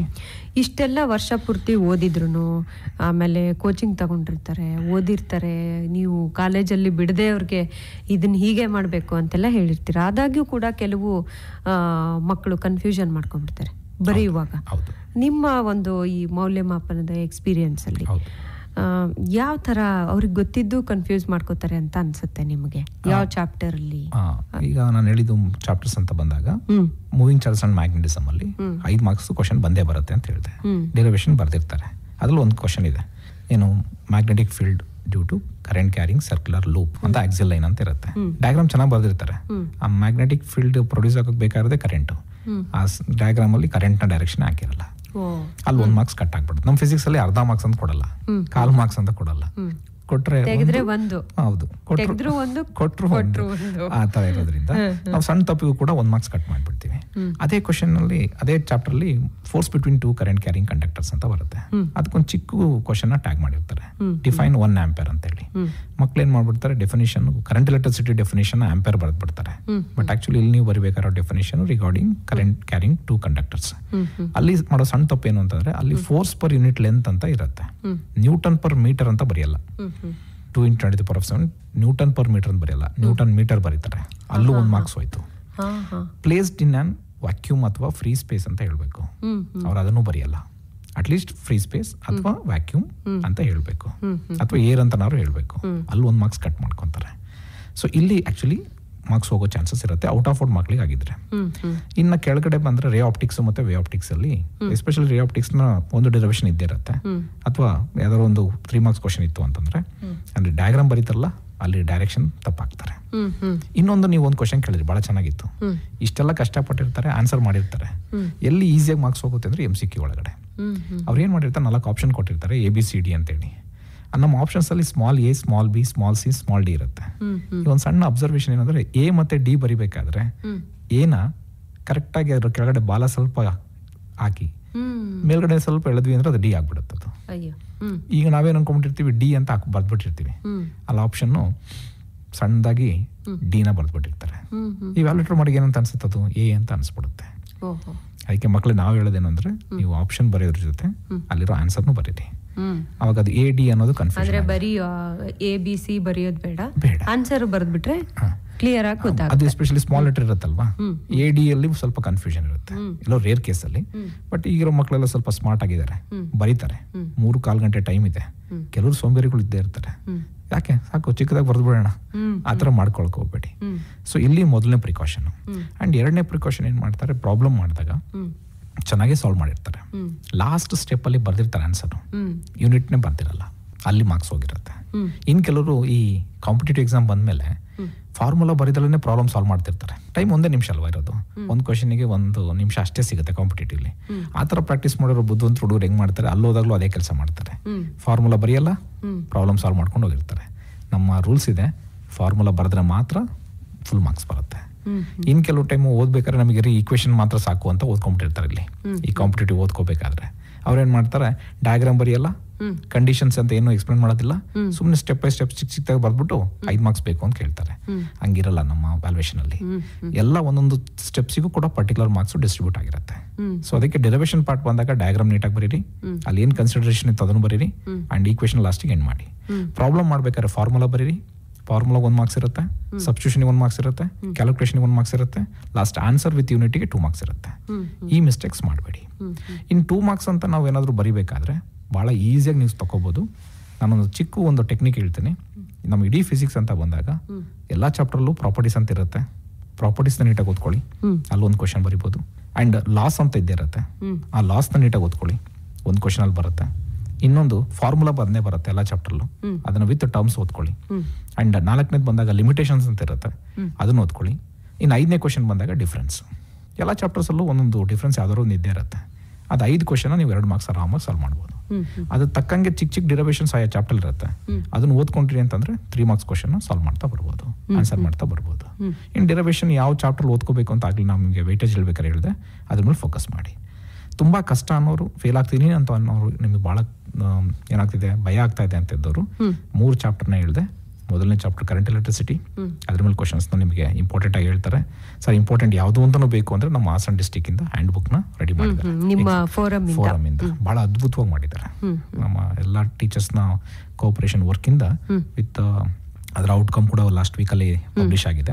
ಅದನ್ನ ತಗೊಂಡ್ರೆ ಸಾಕು, ಔಟ್ ಆಫ್ ಔಟ್ ಮಕ್ಕಳಿಗೂ ಹೆಲ್ಪ್ ಆಗುತ್ತೆ, MCQ ಹೆಲ್ಪ್ ಆಗುತ್ತೆ, fill in the blanks 2 marks 3 marks with answers ಕೂಡ ಇದೆ. ಮತ್ತೆ ಇದಕ್ಕೆಲ್ಲ ಈ ಶಾರ್ಟ್ ಕಟ್ ಹೋಗೋದು ಬೇಡ, ಗೈಡು ಇನ್ಯಾವುದೋ ರೆಡಿ ಆನ್ಸರ್ ದಯಮಾಡಿ ಮಕ್ಕಳೇ ನಿಮಗೆ ಕೇಳ್ತೀನಿ, ಹೋಗ್ಲೇಬೇಡಿ.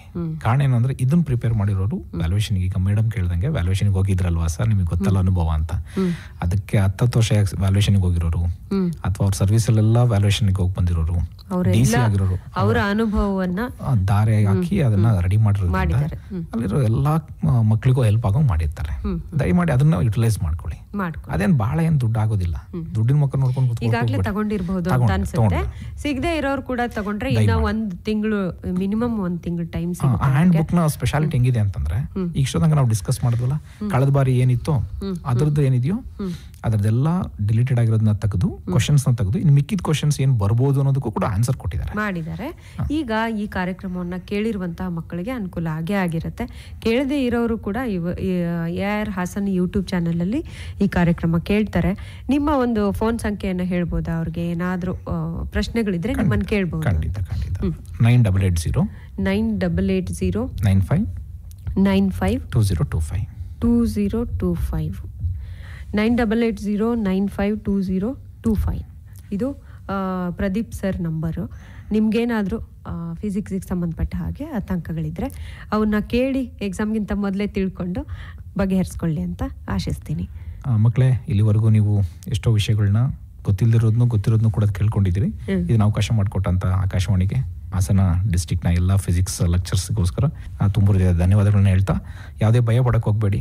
ನಿಮಗೆ ಈ ಕ್ವಶನ್ ಪೇಪರ್ ಇದೇ ತರ ಬರುತ್ತೆ ಅನ್ನೋದಕ್ಕೆ ಭಯ ಬೇಡ, ಎಚ್ಚರಿಕೆ ಇರಲಿ, ಭಯ ಪಡಬೇಡಿ, ಎಚ್ಚರಿಕೆಯಿಂದ ಇರಿ. ನಾಳೆ ಬರುವಂತ ನಿಮ್ಮ ಪೇಪರ್ ನಿಮಗೆ ಮಾಸ್ಟರ್ ಕಾಪಿ ಆಗುತ್ತೆ ಅಲ್ಲಿ ಮುಂದಿನ ಪರೀಕ್ಷೆಗೆ.